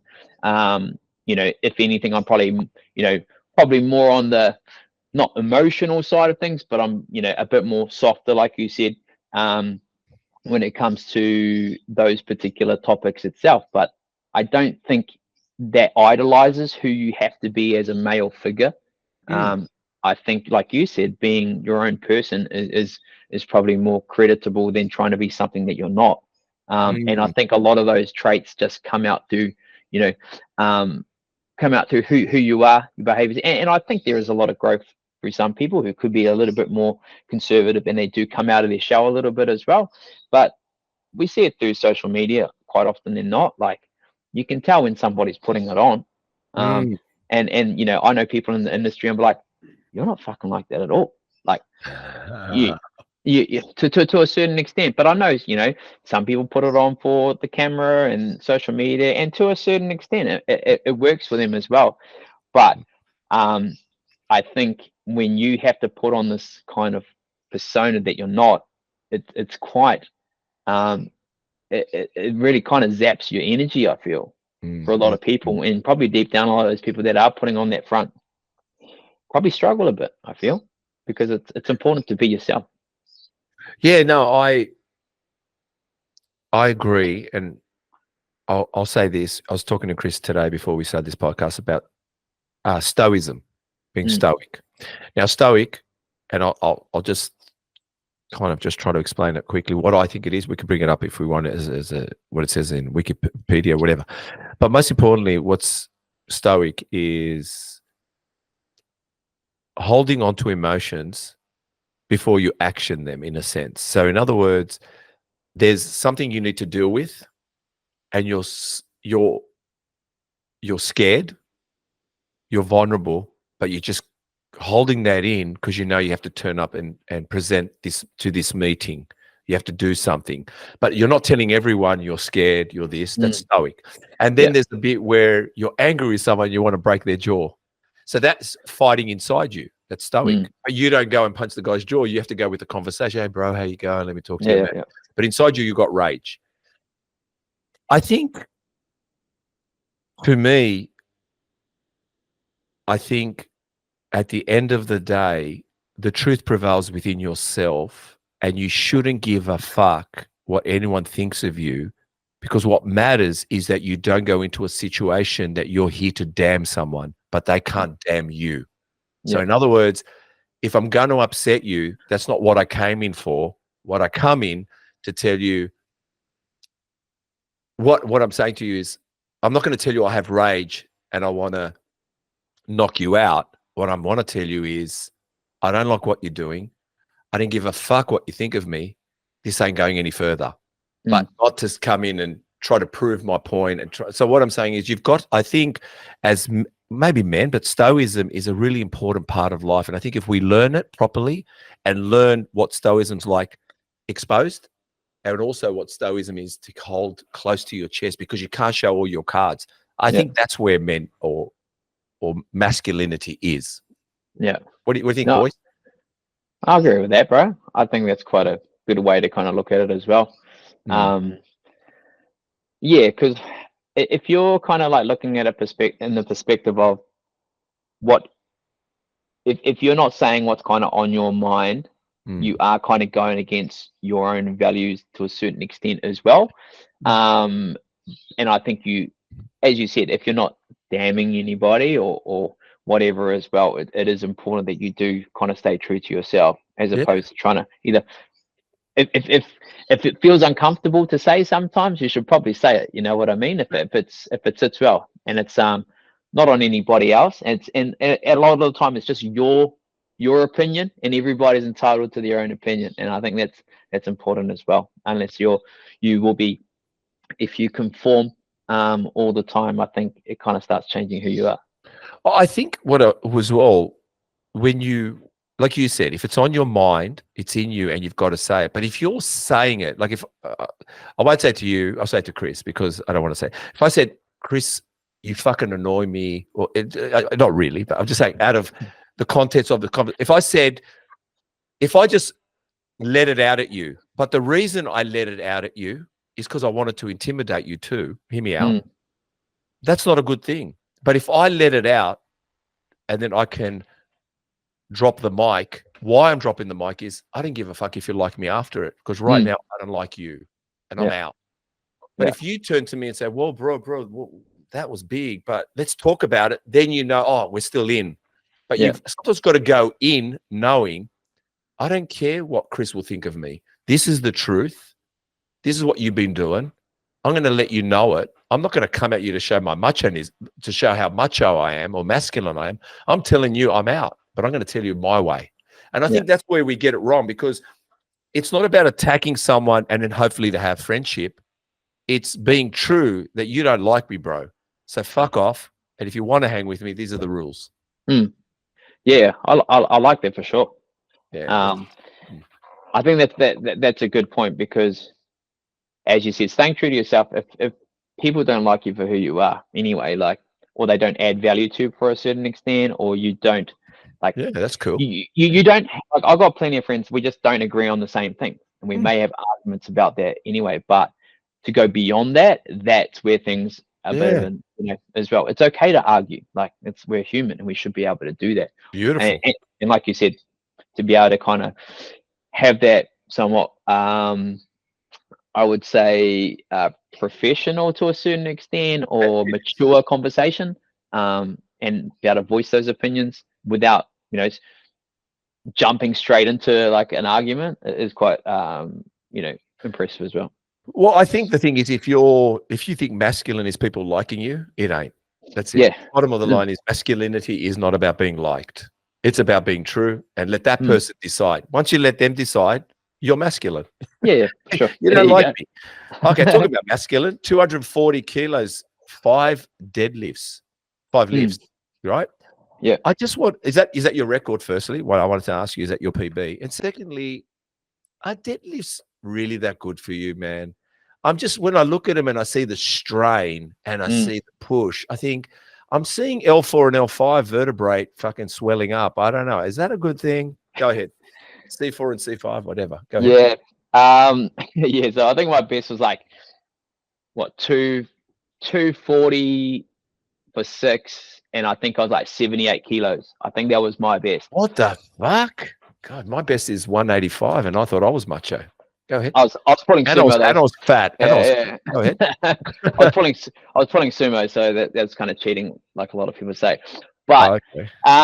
yes, certainly. Like if you're talking about it from like a risk to reward kind of, the heavier you lift to a certain extent, there's obviously going to be increased,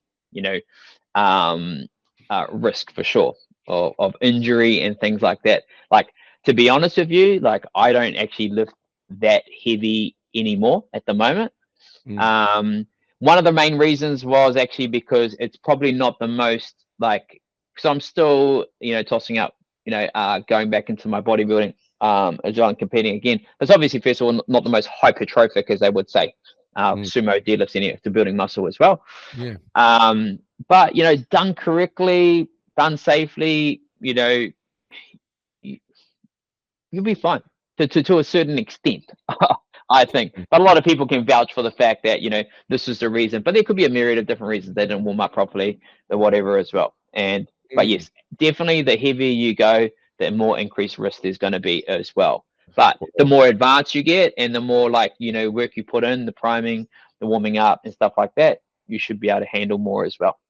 Well, let me tell you, when I see someone doing a big deadlift or doing a big chest press, just before they start and it's just moving, I think someone call an ambulance. That's what I keep thinking.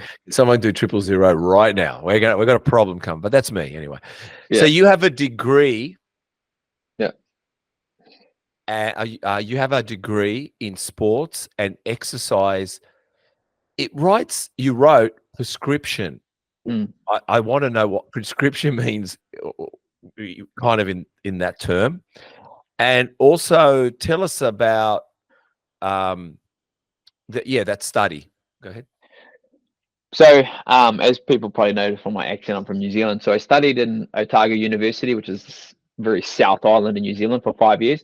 So sport exercise prescription was the name of it. I'm pretty sure it's called sport exercise science these days. Yeah, of course, at Otago University. So that was a 4-year degree. I actually did a double degree as well. I got a degree in marketing as well, actually. I'm going to bring up marketing too, but go ahead. Yes. That was before Instagram though, which is kind of shit because I don't really but, a lot of that stuff now. So yeah, so a lot of that was going through like the biomechanics, physiology, like even sports management. Like the way that it kind of like led for me was either kind of going into like coaching sports or actually going into the sports marketing realm of things as well with my double degree as well too. But yeah, that was kind of like a lot of study, a lot of surfing, a lot of partying. It was good times for 5 years. Okay, and then obviously, why did you do a marketing degree? I wasn't too sure specifically what avenue of a profession I was going to go into because I was quite good like at academics at school as well. So it was only an extra year. You kind of do them simultaneously as well. So yeah, I wasn't sure if I was going to go through the whole sports side of it, coaching teams or the sports science side of things, or I was actually going into the kind of corporate world as well. And that kind of like, I was in that limbo for that year or so when I moved to Aussie and stuff like that. So I didn't really know what was going to happen. It's kind of, it'll work itself out, I think I said to myself.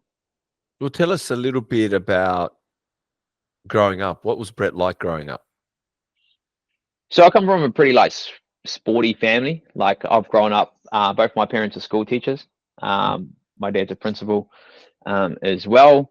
And like I played every sport under the sun in New Zealand, soccer, rugby, surf. I was right into surf lifesaving. So a lot of competitive stuff there. Touch, rugby league, everything, tennis, at all. And so I've got an older brother and a younger sister. And, I think for me, I was quite I was a pretty disciplined kid because of obviously having parents. My parents are both teachers, so I was pretty well mannered, well behaved, and stuff like that.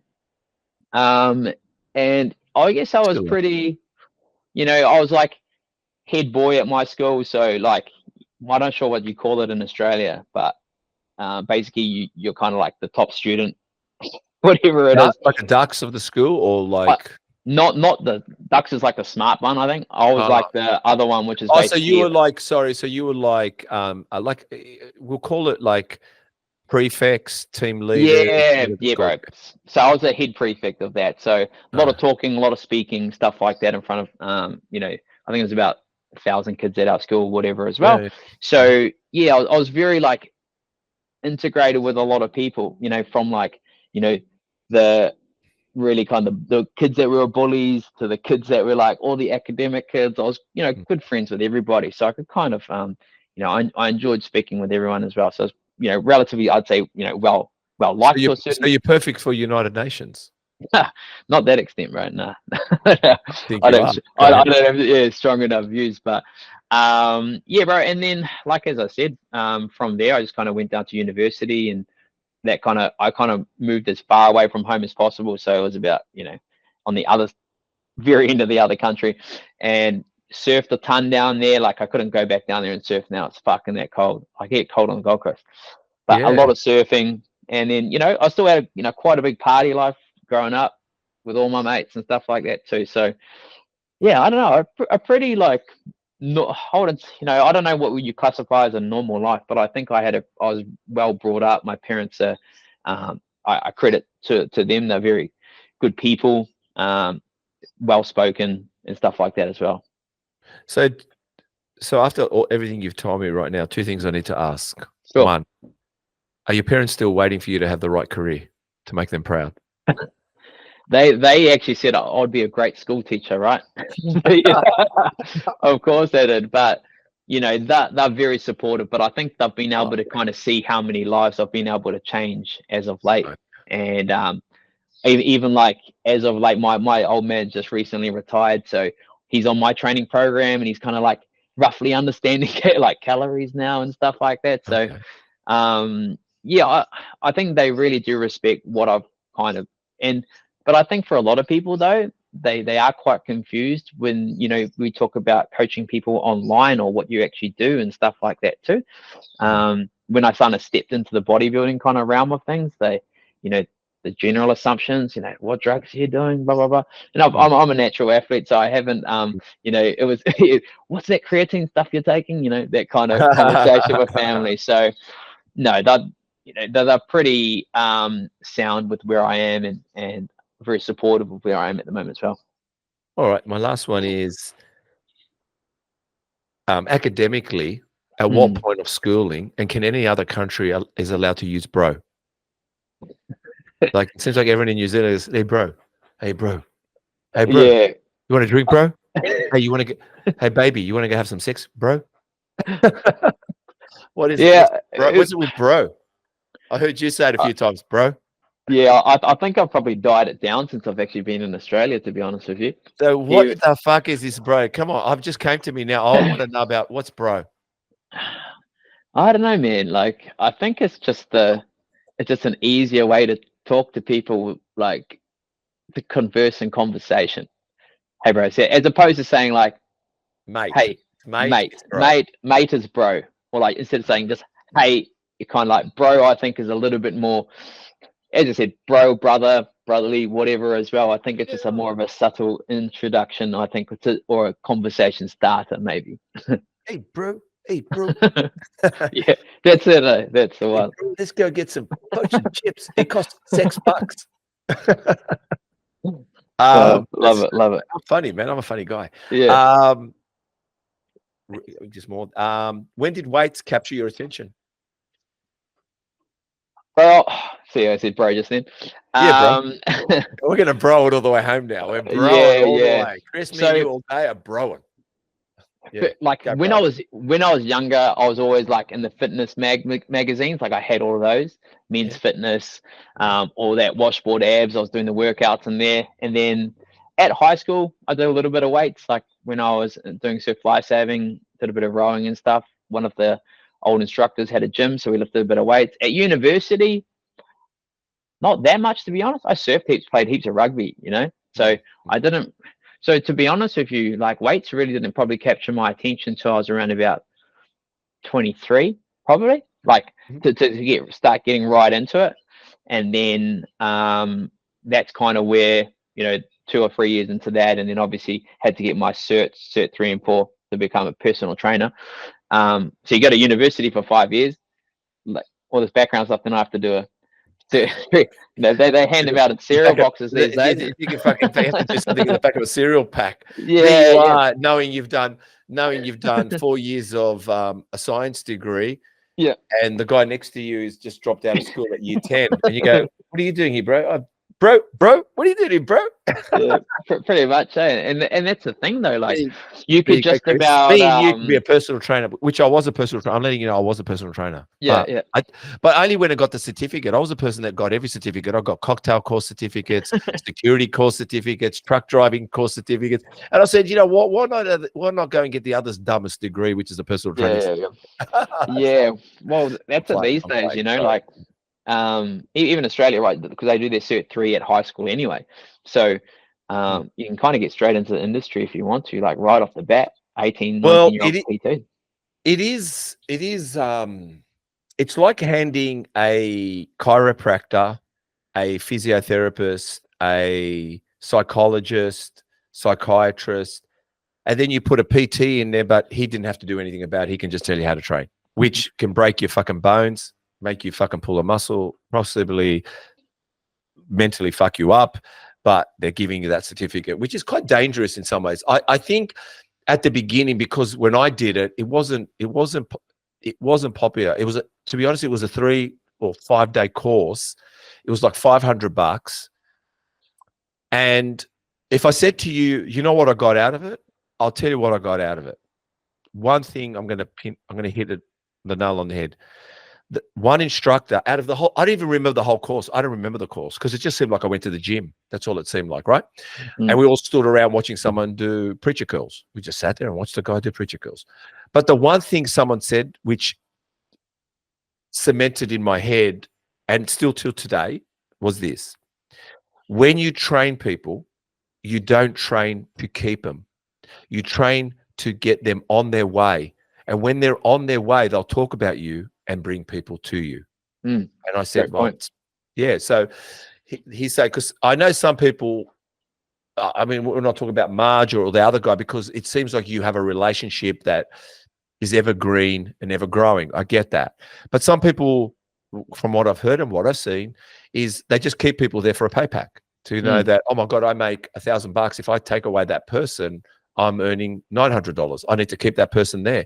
And they kind of persuade them to stay to stay, which I can do through a sales pitch. But when I heard this person say, you train people to set them free, to set them on their way. And when they've reached that goal that you gave them, they'll tell people about it. And they say, who was it? And they'll go, it was Steve Giourgis. And they'll ring you up and say, hey, you did this for Brett. Can you do this for me? And that's where I think you build a sustainable business, because you tell people, fly, be free. We got you there. Come back and see me if you fall off that tree or fall off that branch. So that's what I got from the personal training course. That's all I got from it out of the whole time that I was there. Yeah. And then I just trained a girl that I had a crush on and tried to sleep with, and sounds like failed. Not only did she not pay me, I didn't even sleep with her. So that was a downer. When did you come to Australia? And did you come here because you're not only on the run from Fraser Island, but you're also on the run from New Zealand? No, so the thing was, there was 4 of us from university that were like, hey, we're just going to go to Aussie. We've booked these flights to Fraser Island. We got this sick job on this like resort. It was a Kingfisher Bay resort or something like that. And they were like, exciting, Fraser Island, but go ahead. Yeah. Yeah, I know. And we're like, oh, we're going to go there. And there'll be like heaps of chicks, and there'll be like, you know, heaps of parties, and it'll be a great lifestyle. Dingoes. And then we got there, and like 2 of my mates got like jobs in the bar. So at least they're at the bar, you know. That's good. Yeah, I know. One of my mates got like put at like the activities kind of, so they could take people kayaking, and whatever. And then I got put on fucking portering. So if people don't know what portering is, it's basically taking the bags off the barge as it comes in and then taking it to people's rooms. And the thing with Fraser Island, right, is that it's like all like open and outdoors. So it was fucking like hot as. And I literally have come from like New Zealand straight to this like tropical island. And like I lasted 2 weeks and I just couldn't hack it out. Because first of all, there was actually, I was like, I don't really know. But I didn't realize that on the other side of the island where there was surf, there's like sharks and like blue bottle, like, you know. It's a fucking wild. It's like, actually, you know, Fraser Island is a dangerous island, like of beasts. There's beasts surrounding it, inside it, everything. I've been there. It was good. It stinks, but it's a good place. Yeah, like for a holiday or stuff, like, you know, whatever. But then, so those kind of things just kind of like rubbed me the wrong way. And then, I was just like, no, I can't hack this. And then I was like, all right, I've got some mates on the Gold Coast, and we just literally like left the island, backpacked all the way down, and then got a job at a call center and started trying to make some money. What was the call center? It was called Wyndham Vacation Resort. So it's like a timeshare company from back in the day. Oh, what are those? They fucking bring me. They bring me and my wife in, right?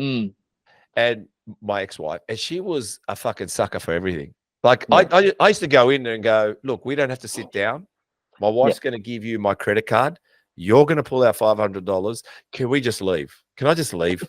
Because I'm just sitting here knowing the outcome. And it was always like, I think it's really good, Steve. I think we should do it. I think it's amazing. And I'm like, now I know why I'm divorced, because I kept saying no. So your wisdom cost me my marriage. No, sorry, man. Yeah. Like, oh yeah, that timeshare shit. Oh god. Yeah. All right, so you did that. That was 20 people. God. Was it good, by the way? Did you enjoy it? What did it was good. Like they were all quite young people, right? So the call center. So my job was we were basically just give people incentive to go to the presentations, right? So that's all it was. But I think it gave you some pretty tough skin, like on the phone for sure. You know, because it's like we weren't selling anything, we're just booking appointments. But for me personally, like management skills, like 20 people underneath me, KPIs, you know, grinding pretty hard, that kind of stuff, which I think I took a lot of stuff away from that into, you know, my coaching, you know, sales, stuff like that as well. But yeah, I think it was definitely a stepping stone. It actually allowed me to be able to, you know, I was actually, from what I told you, I was actually doing personal training and running that call center at the same time. At that stage you did go to that, yes. Yeah, so I was basically like, you know, doing clients from 4:30 till like 7:30, 8 a.m. Then I would go to the call center from like 8:30, 9 o'clock till 1:32. Go to the gym, get back to my the coaching gym, start there again at 4:30 till like 8. And then that was kind of me for like 2 to 3 years. I was doing that. And some people, you know, you could say that, you know, why don't you just go all in at that one point in time? But for me, like the money was very good from, you know, where I was working as well. And I think it did give me that ability to become a very good coach as well, because I wasn't stressing about money or whatever as well. I was just trying to get good at my skill, which is being a personal trainer as well. And I guess people say, you know, you should just jump in the deep end sometimes as well, which I think to a certain degree you do, but making educated, like, you know, decisions based off, you know, where things lie for you as well, like saving for a house or whatever as well. You've got to take those into consideration. But I think it was a great stepping stone for me to where I am today, for sure. Definitely, most definitely. So when was your first comp? Well, apparently, so your first comp bodybuilding was in 2015. Tell us about that show. What was that show? What was your division? I'm assuming you went men's physique. Yeah. And tell us about, and give us a list of the shows. Just give us a rundown of your shows. Yeah, so I started like 2015. Was my first season. There was a group of us from the gym, a few personal trainers, and one of my good mates, still now, Jared Boyce. He used to run one of the ASNs on the Gold Coast. Kind of did my first prep, and that was kind of where I was relatively introduced to the whole flexible dieting side of things as well. And then I think, I did men's physique, and men's fitness was IMBA. So IMBA is still around, but it's not as big as it used to be. And like that first season, like my first few shows are pretty average, man. Like I look back at some of the photos, as many of us do. And I think it was like a 15-week prep, I think. And oh fuck, I may have got second call outs or something like that. And then I think it was like 2 years after that, I competed again. I think in men's physique and fitness again, I think something like that. I think it was IMBA again. And then, bro, I competed quite a lot within a pretty short period of time, and I kind of like paid for it, to be honest with you. Like, Okay. I think I got into that whole mindset. This is probably. And tell us how you paid for it. Yeah, we want to know that. Go ahead. Someone would be listening now. I think the thing is, what I did notice with a lot, and this is probably for a lot of younger people as well, I was probably chasing it for the wrong reasons, because you see the likes, you see the shares, the comments of The like attention. bodybuilding, because it's exciting. People want to see that journey. They get really involved in it. And I think my identity really got assigned to specifically, the process, and I think the attention, as you mentioned as well. So, I was competing probably, usually it was between 12 to 18 months. And as a natural competitor, as many people know, like they should though, unless you're a bikini competitor, you need probably at least 18 to 24 months off to make even the slightest improvements. And that's what I've done, probably the last few seasons themselves. So I think I was in it for the wrong reasons, and I kind of like chased the wrong rabbit to a certain extent, where I could have taken more time off and improved my physique and whatever as well. And then I think in 2017, I think I probably did my best, where I went to like nationals on the Gold Coast, and I kind of won an open division in men's fitness, second in men's physique, stuff like that. And I think the last two ones, 2020, I feel I won the overalls for NBA. This was kind of just after COVID. So I actually was competing for season A in 2020, and COVID hit, right? 2 weeks just before we were competing, our shows got cancelled. So yes, as you probably may have spoken to a few people about with that as well, that was pretty tough. Yeah, there was a lot of them. And then I probably regret this again. Even though I did win my overall, I actually competed I was going to compete in season A, got cancelled. I actually ended up pushing out, reverse dieted slightly, and I actually competed in season B that same year. And I think it was just for the sake that I'd already like kind of had that 2 years off, and I was ready to go for that show that season. I was like, fuck it, I am where I am, and I'm just going to hold on as best as I can. And I did push calories up and weight to come up, in that middle part was for only about 2 months, and I had to start dieting again for season B. And that's where I won my overalls for NBA, which is Natural Bodybuilding Australia, men's physique. And then the last one was actually 2022. And that's where I kind of started transitioning into like classic physique and stuff like that. So for me, like, I got relatively good wheels. So it was kind of shifting away from the men's physique and going in there. But man, like it's amazing to see the quality and the standard of people that are showing up these days, man. Like for for natural bodybuilding, it really does keep me in there. I really like the competitiveness and as well. Like, I've been really enjoying that so far. So there may be a potential to compete next year. I've had like 2.5 years off, so we'll kind of see. We'll see. It's a bit of an outlay. I've got a few questions around that, but what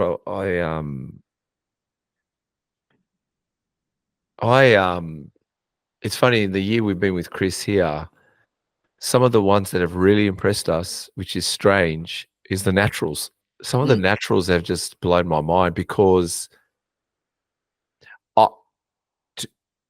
my story is I was always natural till I was 50, and I took a cycle, but I wasn't competing. I never went on. I just wanted to know what a cycle was like. I said, I'm going to do a cycle. Like I'm an inquisitive guy, and for sure. And I didn't just do a cycle. Firstly, I've never had a coach. I don't have I've never had no coaches, and I understand the process of coaches. So, and nor should I be a coach. I will write a friend an exercise program. I will write someone a diet, but I won't be their coach. Like if someone said to me, hey, I want to compete, I'll go to see Brett or go and see so-and-so, because it doesn't matter that I have 3.5 decades of training. I don't know what it's like to prep in. I mean, I know what it's like to prep in to turn 30, 12 weeks out, 16 out, but I'm like not dialing water out this week 5 days before. It's just timing to look the best I can. If I hit it on the nose, it's good. If not, I'll go a week a bit more. Yeah, I'll try to say like for sure. Or I come in a bit early, it doesn't matter. But what I was going to say to you, is I think the Natural Federation is growing, I think, exponentially. I do know some of the amazing physiques we've seen at the moment are a bit induced as well, but some of the guys that are not, which is amazing. I want to ask you, have you been tempted? And is it in the back of your mind that one day or never? I'm asking that question. Like for me, I took it and I didn't have to compete. And I was methodical. Don't worry about that. I knew what I was doing. I studied it. I worked it out. I was hitting my ass, hitting my shoulders. I was like, who the fuck am I? Am I some kind of junkie? But I actually, to say the truth, I'm not trying to put a positive spin on it. I'm trying to say it was thrilling. It was a thrilling moment to watch things that were my final set were my warm-ups, because all it did was it just made me stronger, and stronger meant that I lifted heavier weight, and heavier weight meant that I destroyed body better. So when I came home, I ate, I fueled correctly. So that question, does it ever cross your mind? I can actually truthfully say it's never actually crossed my mind, personally. But like, it's definitely something that I'm very intrigued with, though, for sure. Like I follow all the IFBB, all the guys from Australia, everybody like that, and I've got massive, credit to them, because literally you can't take hard work away from anybody, and a lot of the stuff that they do, it's just a cherry on top. Even with it, and a lot of them will I know plenty of guys that I'm in way better shape than them, and they're fucking blasting gear. You know what I mean? Yeah. So it's kind of like it's not just like it's the work. It's the work. Yeah. But when you encompass like good genetics with hard training, and then how well you respond to enhancements as well, that's when you get that absolute top tier. And for me personally, I just didn't want to take I know, and they will say it as well, a lot of the guys that you've interviewed, they will acknowledge it's not healthy, right? It's healthier not to do it than to do it. However, it's obviously a bigger wire for them to do it, but they do it the healthiest way possible. Yeah, you have to. They get regular checkups, and I think that's massive these days. And it's a massive credit to, I think, how much more like because it used to be kind of swept under the rug, and it was a real you're a bad person if you take drugs, like enhancements and stuff like that, which it isn't. It's you're an adult, you're making an educated decision. But I think these days, with the social media and stuff like that, they do have a little bit more responsibility to be a bit more open about it as well, especially if they are looked up to by younger people, that kind of thing as well, which we kind of talk about quite often as well, and they're very good with it, majority of them too. Well, I've not taken a cycle for 4 years. That was the only cycle I ever took. But I have to say, looking back at it, and I'll be honest with you, would I take another one? Possibly. I don't know when and if. I don't really care. But the one thing it did, it told me everything else in bodybuilding is right. The diet, the turning up, the training, the sweat, the tears. That you're right. Steroids is just a cherry, man. And if you've made that the big piece of the pie, trust me, not only will you not end up, like you said, you'll be natural bigger than ones on the gear. When they're off the gear, Mother Nature's going to rip you back. Mother Nature's going to take all that back off you, because you didn't build foundations naturally. And to build foundations naturally, is an art in itself. And that's why I laugh when these people talk as if they're pros, yet they've done 3 years. But how about, let me see you if you're going to stick to it for 3.5 decades, because turning up for 3.5 decades means it's part of your life. It's in your Yeah. DNA. So like I said, for me to do a cycle then, it wasn't like, oh my God, I'm a bad person. It was like, what is this fucking cycle? Let's do it. And I did it. And, you know, one day, if you want to sit down and hear the story, you'll laugh your head off. You'll laugh that I had to go to shooting clinics to pick up some freebies. And that's the funny thing about it. It's hilarious where you go, where you end up. You think, you become a real bro. Let me tell you, you become a real bro. Question quickly. I want to know 5 preps, 11 shows. That doesn't equate to me, buddy. 5 preps, 11 shows. You wrote this. You said, yeah, because you wrote it in your thing. You've done 5 preps, 11 shows. What does that mean? So 5 preps. So I'll do multiple shows in a season. Yes. First of all. So, and obviously one of those preps was obviously a COVID prep. So I didn't go through with it as well. Ah, gotcha. That makes sense? Not really. Because so what I'm saying is, if you've prepped for a show, what you're saying to me is, but then now you're going from show to show to show to show because you've done the prep. So in other words, you've probably done 3 shows inside that one prep because you kept the prep going. Is that what you're trying to tell me? Oh yeah. So I did multiple shows within one prep itself. Ah, that's what I didn't understand. So it's not like IFBB, and sometimes they may only have one show, or people may do one show. But there's like INBA, ICN, NBA. There's a multiple number of natural federations, which you kind of highlighted. Kind of shows you how big it's getting as well. You've also, just because because I'm talking about what you left me, you in 2020 is when you kind of expanded online. So I'm assuming you just don't coach food online. You also coach people online. Is that true?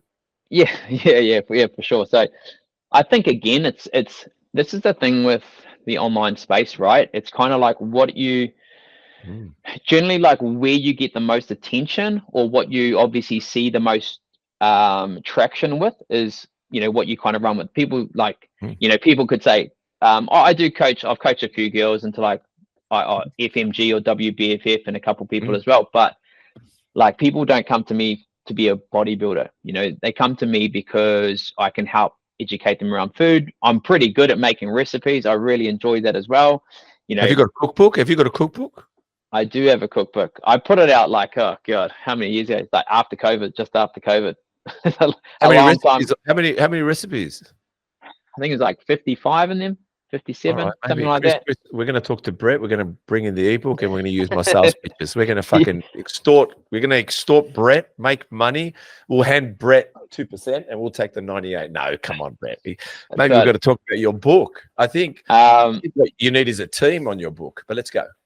Yeah. So, so as I said, it kind of like lent more towards that, and then people will see probably from about 2021, even 22, sorry, my Instagram feed started changing. So a lot of my Instagram used to be like heaps of training videos, me with my shirt off, like flexing abs, motivational quotes, this is me doing back day, blah, blah, blah, as well, which is nothing wrong with that. It's just, I found I could help more people, or more people get more value from me with nutrition education around food recipes, bridging that gap between restriction and, flexibility with nutrition.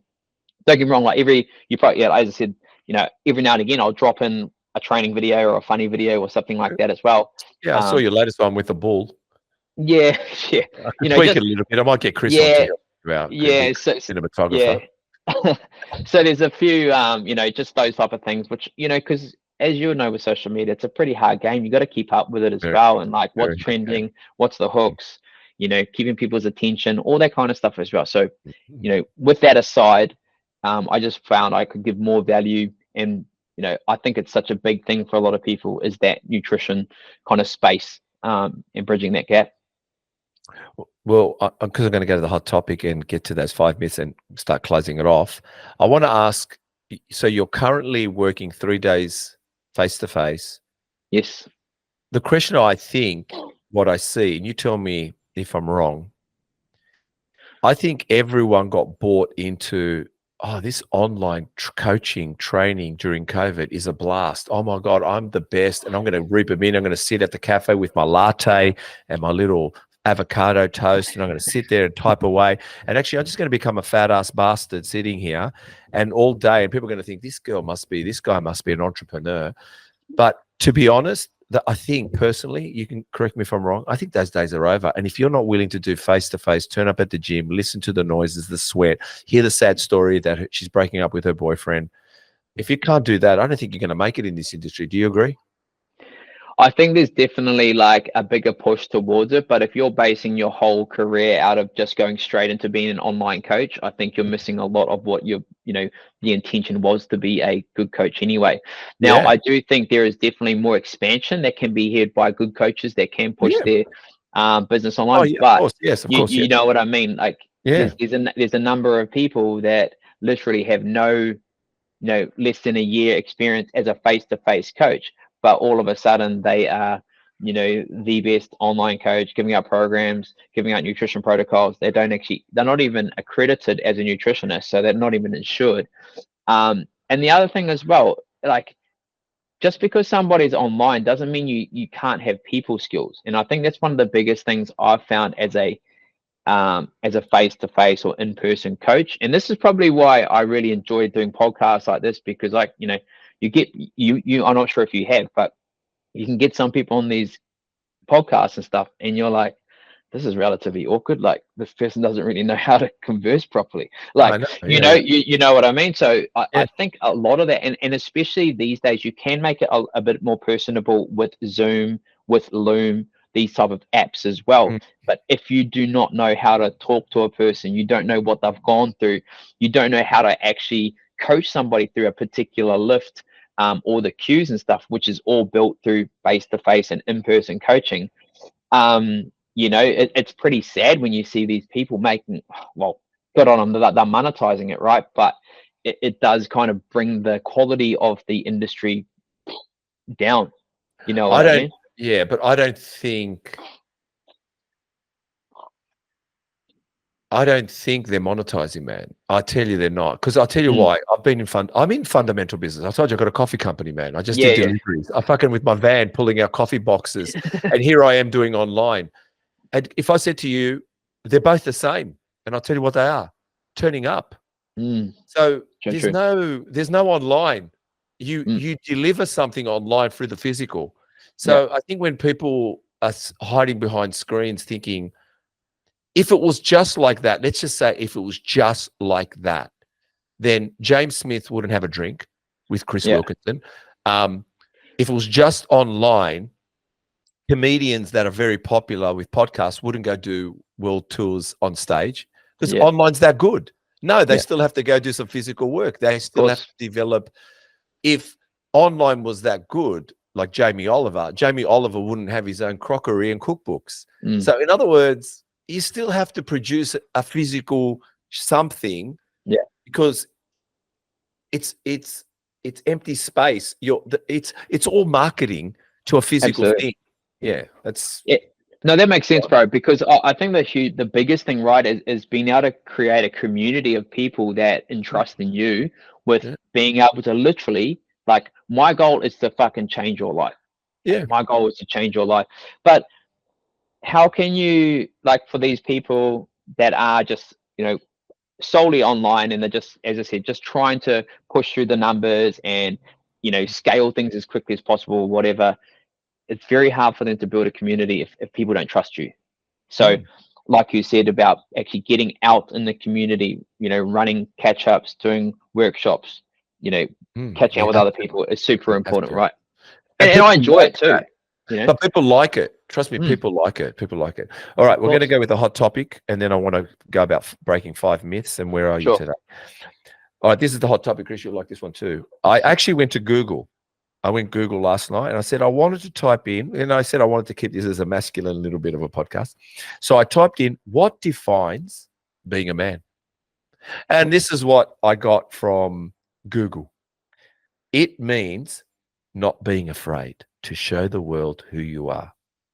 Exactly as you are. Being a man is never being afraid to show your emotions. And listen to this one. To be, this, I'm still trying to say it, to be the little spoon. What the fuck is a spoon? And to ask for help when you need it.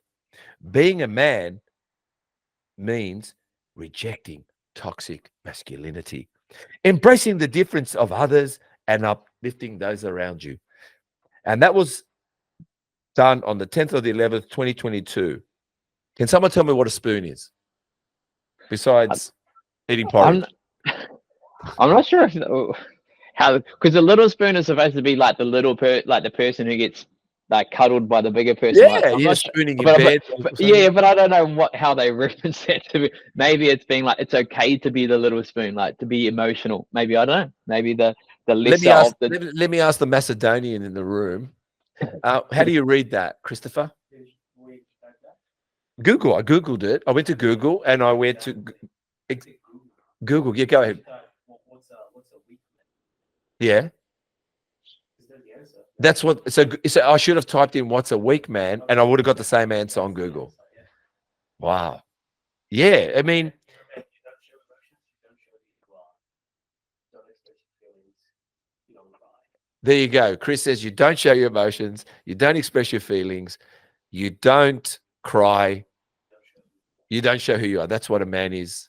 That's Chris's interpretation. Mind you, Chris is 25, and if this podcast doesn't go from after this point, I'm going to blame Chris. I hope it's a good hook. It's crazy. Yeah. What about you? What about you, Sir Brett? Well, what do I think a man is? No, well, yeah. Well, give me yep, and nah. Yep, Bro. yep. And no. And no. From what I wrote, from what you read here, is yeah. good? Is it a good explanation to you, or I you think, feel? Yep. No, I think it is, because I think you could say that just about anybody. If anybody just about embodied those traits, they would generally be a better off person. Spooning, all right, God. Yeah. I'll tell you what, I'm going to spoon you when you come to Australia, Brett. I'm going to spoon you, mate. Sounds good.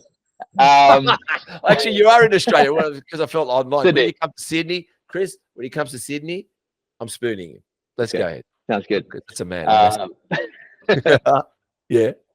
Yeah, but no, I think it does as well. But like, I think it was Chris, is it? He kind of alluded to a lot of those things in particular is what we kind of avoid as guys. So I think being more open about those, more the emotional side of things, I think is kind of taken away that stereotype of what men used to be. The tough, whatever. It's okay to be emotional. It's okay to be open.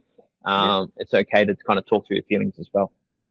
Well, I'm gonna tell you mine. And actually, if you go to Muscle Talks, there's actually we've got some Steve Talk segments. Oh yeah. And one of the Steve Talks segments, which one is it, Chris? What did we use? I think it's where I talk about communication. I think it was a tip. It's a tip. And you go watch it. I openly speak, and I'll tell you now quickly. Men, hear me out. Men can't communicate with women. Period. There you go. Now I know you're thinking to yourself, Steve. No, we can try, but ultimately we can't, and I'll tell you why. Hear me out now.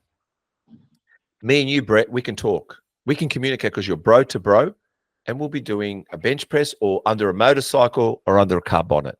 And you'll say to me, bro, I'm fighting with my girlfriend, or God, man, I'm really depressed. And we'll talk under the bonnet. I'll go, yeah, bro, really? Okay. Now, girls, I don't know where they are. They're either on the couch, at a cafe, at a high tea, and they'll say, oh my God, I'm really having a problem with Brett. And they're talking about it. That is good. That is perfect. Now, your girlfriend wants you to communicate to her, and you say, how about you come with me and sit under the car while we talk? And she goes, I'm not doing that. She goes, you come to my high tea, and you go, I'm not coming to your high tea. So you can't find middle ground. And when you do come middle ground, she says, oh, Brett, just show me your feminine side. Just show me your soft side, Brett. And when you show her your soft side, because you were Superman when she met you, you go, oh my God, I love Brett. He's Superman. And then you go, baby, I'm going to show you Clark Kent. She goes, oh, show me Clark Kent. And then 3 months later, she goes, it's over. And you go, why is it over? I just don't like Clark Kent. So, I get it. Yeah. So what I'm getting at is, fuck off. Like, come on, it's okay. Let us be goofy. Can't talk. We don't want to cry. I don't want to spoon Brett. But the thing is, I think that this explanation here, it means not being afraid. That's bullshit. To show the world who you are. The world's not ready for me, and I'm happy with that. Also, being a man, never being afraid to show your emotion. I still don't know what this fucking little spoon shit is, but let's just go with it. I would have been happy if it said you could be a spatula, or you can be fucking a big spoon. Be a big spoon. You know what? Be a fucking, T-bone. You know what? What do they call it when you tenderize a steak? I don't know, mate. You could be like a ladle. A ladle. No, that's a bit soft. That's for soup. No, you know when you tenderize a steak, you're hitting it with a hammer. What do they call it? No, it's called a clamp. Or let's just no idea. Clitoris. No, it's not. So maybe we're going to edit that one out, but we won't. And I think it's called something that you bash your steak. I would have preferred to say, man, you're a little bash the steak. Whatever floats your boat, man. I can't hear him. It's too low on me. So yeah, I prefer to say to be a little bash the steak, right? A tenderizer. You got to be a tenderizer, right? You got to ask for help when you're pulling the gearbox out of your car. Definitely, I think so. It's a heavy bastard, that one.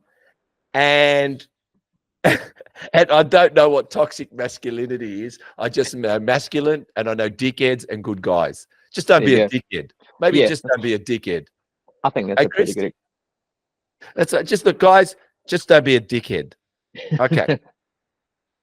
As we come to some closure, slowly, the 5 myths. And I noticed you're walking on the beach with your shirt off, which you seem to like doing sometimes. And you said carbs are not making you. Well, tell us your 5 myths that you broke. Come on. Can you remember them? Let's see if you remember your 5 myths. Go. 5 biggest ones? Yeah. Carbs will make you fat. Yeah, go on. Don't they? If you eat too many of them. Oh, okay. That's what you said, yes. Over your calories, then yes. Am I breaking these down as I go for them?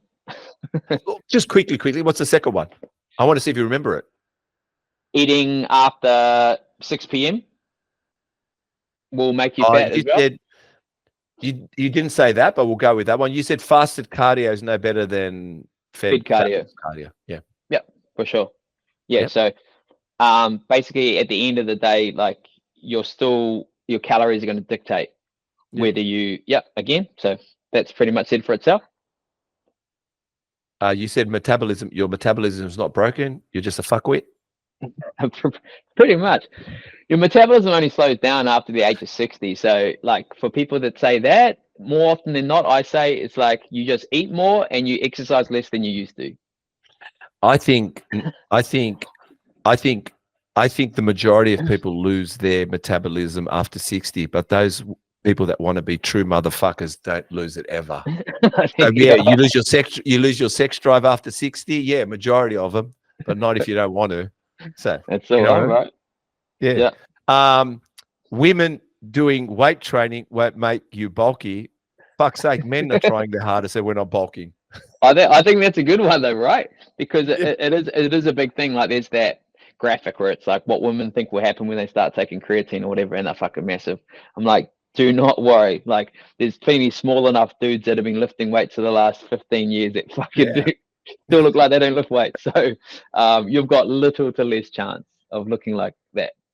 For sure. And are you really going to slap someone, or should we slap someone? Because you've actually told me I can slap someone if fruit makes you fat. Am I allowed to slap someone? What makes them fat, sorry? Oh, fruit. Oh, yeah, if you want to. That's the only hall pass. Chris, come here. I'm going to slap you. Come here, you eat fruit, and I'll slap the highlights out of you. Love Have it. you been taking photos? Yeah.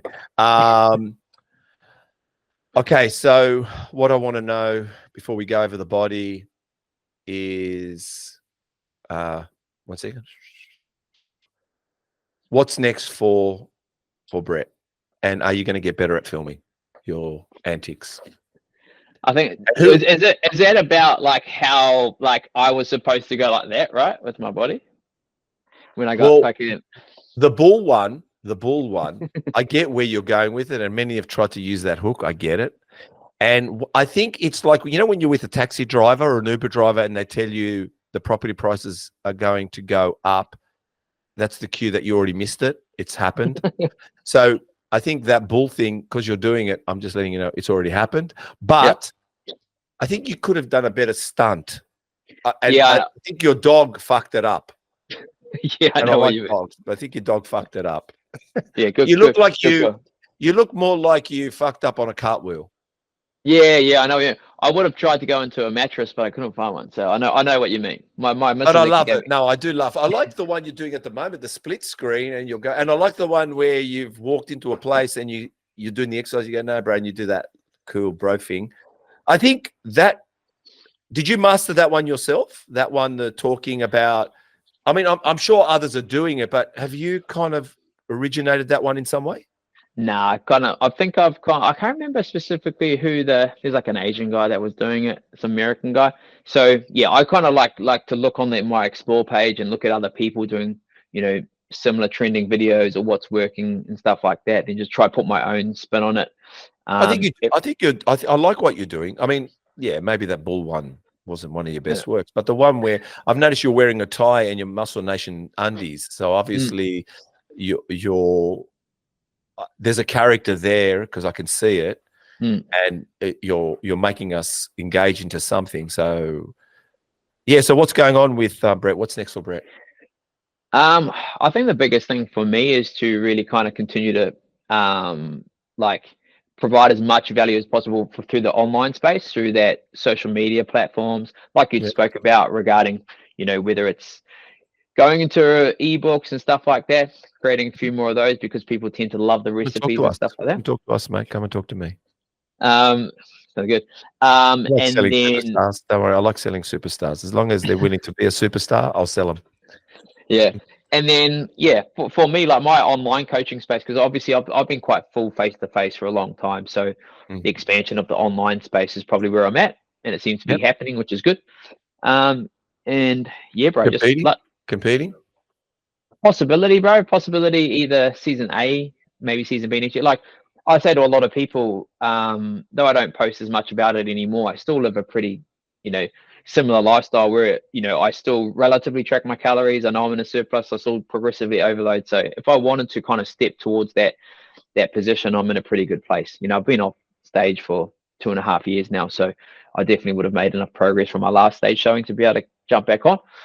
It'd just be like, as I said, as people will know, commit fully to that, because I don't like to, you know, whether there's holidays in plan, there big occasions, stuff like that. I like to make sure that, you know, I've got a pretty clean slate.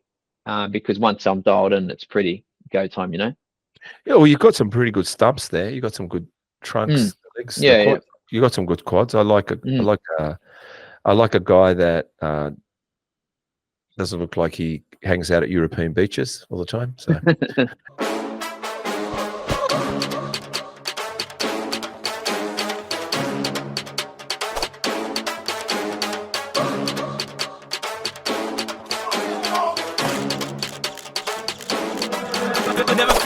Never forget, twisted thoughts run through my head. They used to diss, now show respect. Still show them disrespect. Not that type to pout and pose. Boy, when I pose a threat. Say how it is, my mouth has no filter. Still yelling no offense. All right, let's go over the body, huh? We're going to go over the body. One exercise only. Sure. Sets and reps. That's it. So whether you train it, don't train it, or you just want to suggest something, it's up to you. Yep. Everything is the same. I say to everybody, so it doesn't matter. So traps. Do we train traps? I specifically don't myself. Yeah, most don't, but yes. But people are just going to say like big shrugs or like high rows. Yep. Sets, reps? Probably between like the 6 to 10 rep range, depending on how much volume you got, maybe between 3 to 4 sets, I'd say. Basically all you need. Let's go with delts, side delts. Would have to be like behind the back cable lateral raise. Mm. Usually in the higher rep range, so anywhere between 10 to 20. Mhm. And I would say anywhere between three to 4 sets per session, probably hitting that twice to 3 times a week. Front delts? To be honest, like I don't train front delts. My front delts are done by like my pushing days. But Yeah. if you like, I've never trained front delts ever, ever, because I just from my Lucky you. yeah. Well, I just find like all my pressing, like any vertical, like horizontal press, I can't have that brain. I can't have that brain. I get you guys. I don't know where the fuck you get your brain, where you guys get that from. I applaud you guys. I applaud your food. I applaud the knot. I just don't know not to, because I'm supposedly, I don't give a fuck if I lift my arm up and it touched the front of my delts. I'm going to try my delts. I don't care if I lifted my arm. But yeah, go ahead. for sure. No. But that's the other thing to consider as well. What do you enjoy training? Like, it doesn't always have to be like the most optimal. And I think that's a big thing these days. Like, it doesn't have to be the best exercise in the world. Like, if you enjoy doing it, fucking just train them. You know, if it starts impinging your shoulder, maybe reduce the volume a little bit. But yeah, maybe also. but in regards to if I were to train him, right, it would probably be like a cable. Oh, no, I was going to say, I'll interrupt for a second. I'll say what you're saying as well, which I'm starting to find out myself through that time of training. Sometimes I disengage mentally, and I think any exercise is good, like you said, if you enjoy it. But it's also good if you're going to make sure you're breathing and your investment in it. Just put yourself in it, and you should get some good results. That's what you're saying as well, yeah? Yeah, for sure. Like, you know, it's like anything. If you do something, you may as well do it well. Yeah. Okay. So you don't train fronts? Not particularly, but if I were to, and I would suggest, it could be an example. If a female, for example, wasn't doing much chest pressing, you know, she may need a little bit of front delt work. Yeah, so I'd probably say like if she's got implants, something some girls don't press that much, will be probably a cable front raise. Oh yeah. How many set reps?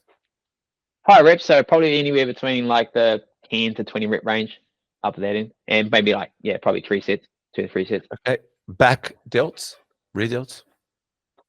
Rear delts will be like a cable rear fly, coming across our body, so it's kind of hits it in that stretch position. Yeah. And slightly above your. I see a lot of people just go horizontal. The plane of your rear delts kind of come like this particular. So if it's kind of coming. The cable should be kind of just above your headline. And stand slightly. Man, you got me thinking. Yeah, go ahead. Yeah, and when you're standing, maybe just turn a little bit as well. Yeah. But even if you pivot, then it's already in that stretch position as well. I love all this free personal training stuff being Chris again. Chest. Like anything, just a chest exercise. Give us a chest exercise, sets and reps. I will go with a converging incline chest press. What's a converge? So the actual plates actually kind of press inwards. The way of the machine actually allows you to go into that shorter position. Yeah. So like obviously your chest gets trained in the lengthen down here and the shortened position up here. But the thing is, if you're pressing straight up this way, like we normally do, we don't get that shortened position. So the converging chest press, not a lot of gyms have it, but we'll actually train that stretch and shortened position as well. So probably a slight incline one on that. Sets and reps, 6 to 10, 3 to 4 sets. Sex. I love that. I love New Zealanders. When I talk to girls and they tell me that number 6 number, I always think she's on. Yeah. Every time she says to me, I was sex when I had it. And I went, really? What were you doing? What position? She goes, no, I was 6 years old, you stupid idiot. That's just, I just made that up, by the way. Okay. Back. Okay, so mid back or lats? I told you, any back. I can't. We could be here all day if I go for the whole body closely. So I'll go a chest supported horizontal row, with a pronated grip, so more mid to upper back. If you hit your traps already from the other exercise, you might go for a vertical kind of pulling down for the lats in a neutral position. Set reps? I'd probably go anywhere between similar 6 to 10 reps, between the 3 to 4 sets maybe. Abs? 2 ab exercises, so 1 crunching from the top All right. So you'd probably go from like either a crunch machine or a rope pullover, Yep. and then for the bottom abs, it'll be like a leg curl, or sorry, like a fucking hanging leg curl, or a reverse crunch. So you're kind of coming from the bottom to the top and pulling your back off. That's what people don't do. They don't actually pull their back off the pad, which you should, because your spine needs to curl for your abs to actually contract. Both sides, front. Sets and reps. I reckon, a lot of people don't train it, but like anywhere actually from six up to maybe 6 up to 20 reps as well. Yeah. So a lot of people don't actually train them heavy. So I think training abs heavy is quite a good way to go about it. Probably 4 to 5 sets, maybe a little bit more. Yeah, Tolerate a no, little bit more I'm with volume. you. But I'm actually not training abs. And the reason I'm not training abs is because I heard some guys, and you could probably correct me if I'm wrong, being that you've done men's physique, sometimes they don't train it because it makes them too big and you need that small waistline. Is that true, or is that just a myth, another myth that I should? It's probably slap a bit, it's a bit more of a myth. Like if you train your obliques, then there is a possibility. So like the kind of crunching this side, right? Then, you may build up your side obliques a little bit more, but anything in this particular plane itself, you'll be fine. I'm going to slap people now. I'm not even fruit. I'll slap for that. Bicep. I will go a seated, like incline cable curl. Does that make sense? Seated, incline, cable curl. Yeah. Hammer style or palms out style. I'll go like a supinated, hands up, particular grip for sure. Just so you get it in that stretch position. Sets and reps.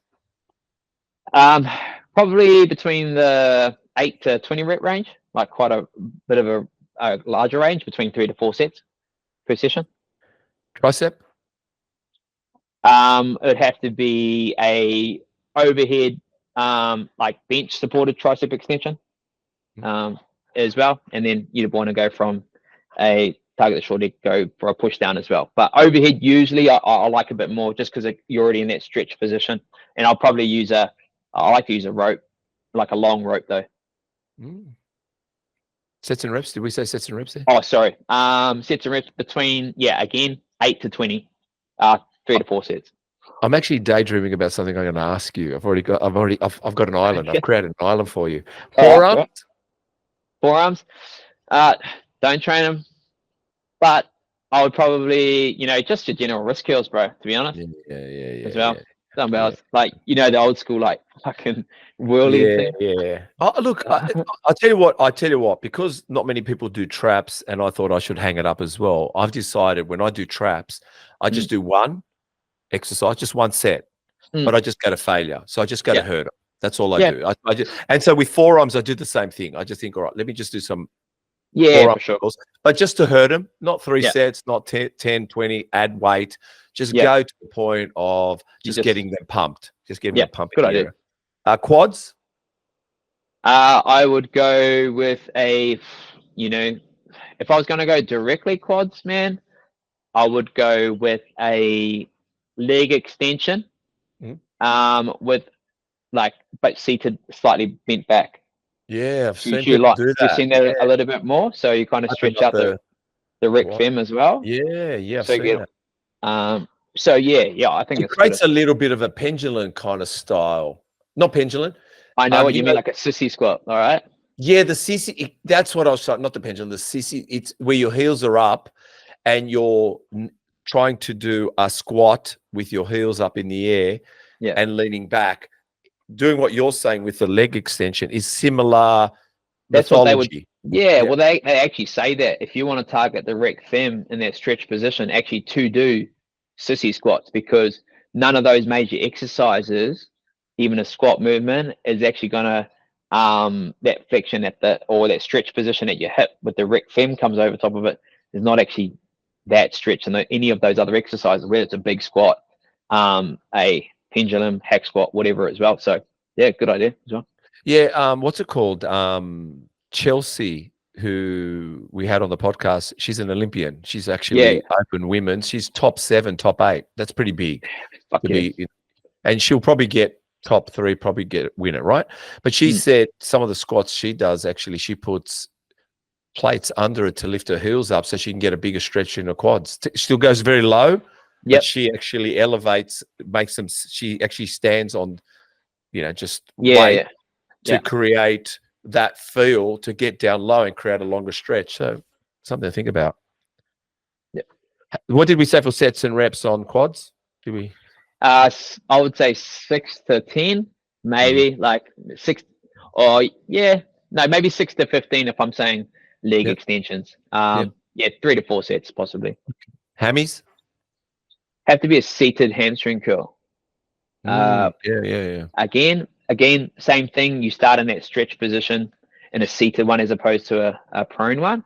And that would be, again, probably, I would say the 8 to 20 rep range, maybe. It's what I prefer. You can build muscle in all rep ranges, but that's what I prefer. And sets, same thing? I like the 3 to 4 sets. If I'm doing them a couple times a week, average that minimum 10 sets per bit of volume. Glutes? Glutes themselves. One exercise. Fuck. If it's to directly target the glutes, me personally, I would actually go with probably a RDL. How many sets reps? I would probably go anywhere between 6 to 10. Probably like 2 to 4 sets, depending upon how heavy you go. Calves? I'll probably go with like a seated calf raise. Same, or probably again 6 to 15 reps, 3 to 4 sets. Just like I said, because I like to sound intelligent. Tibialis? Fuck. There's like, I don't think I've ever trained my tibialis in my life, but there's like those tibialis machines, right? I do. I train my tibialis. Yeah, you got that. I think for a lot of people, it does actually help with a lot of mobility stuff, around ankles, knees, stuff like that too. So, can I give you an exercise that you don't even need a machine? Not you, Brett. Let me just bring it up. You can actually put, so your squat rack. You've got your 5 kilo, 10 kilo. They're the big circle things. Yeah. Get one of them on the floor and just put your foot under it and just lift it. Oh, yeah. That works your tibialis. Yeah. Just that flexion of the ankle. Just lifting it. And you have a look at your tibialis getting engaged. You'll get motivated. You think, because anything that engages us as blokes in muscle with your bodybuilding, you love it. Well, this is what I was daydreaming about. And I'll say it here. I would love it whenever you're in Sydney, next in Sydney. I would love to do a food talks with you. I'd love you to come on our food channel and cook with Ted. But I'd like you to do one of your dishes, and we'll push, if you want to push something of yours. I'm happy. We cook about 3 dishes. We film it. It's a proper. I've seen them before. Yeah, for sure. But if you're up in Sydney, or let me know if you're planning to come up and you want to join us in the studio to do a cooking segment. We'd love to cross promote a little bit in that area if you're wanting to. For sure. I'll definitely hit you guys up next time I'm down that way, for sure. Please do, because then we can try to, like I said, when are we doing it next? We're doing probably in July. Is that correct? Right, Chris? Probably the end of July. Yeah. Yeah. So if you want to know when we do it, because we'll probably do it around the end of July. So if you're keen to want to come up and do some content and enjoy some of the camaraderie and we could be a bit comical at the same time, by all means, hit us up and you can join us in the kitchen and we can do you and Ted, because you'll get on with Ted and myself and obviously Chris, and we could do something quite creative and which predominantly goes to YouTube, but definitely use it to bring people to YouTube, to the channel, to your channel, to everyone's channel. Yeah. Yeah. Sounds good, bro. I'll definitely I would love to. For sure. Yeah. Please do. Please. Like we towards the end of July is, I think we're filming. We usually let you know, we do it on a Friday night. Yeah. So if you're thinking, I want to come and have a good time in Sydney and surf, we predominantly do Friday nights filming. We do from 3 hours. I think it's about 3 hour filming. 3 hours. About 3 hours filming. Yeah. Okay, cool. So I'd love you to do it. So that's an invitation. Sure. Appreciate it, man. All right. So please, I would So love to do it. I would love to do it. You know. Okay, where can people find you? Tell us. So find me on the Gold Coast, and also Brett Carrington _coaching on Instagram, basically. YouTube, TikTok, same, basically as well. Okay. Well, mate, I just want to say thanks. It's been a great podcast. I actually really like this podcast. I like all of them, but I think I really like this one. Yeah. Well, I just want to say very, very spoonful. Thank you. No, my pleasure, man. Thank you very much for having me. I love jumping on these and chatting to people and different types of podcasts and stuff too, and kind of just getting it out there for sure.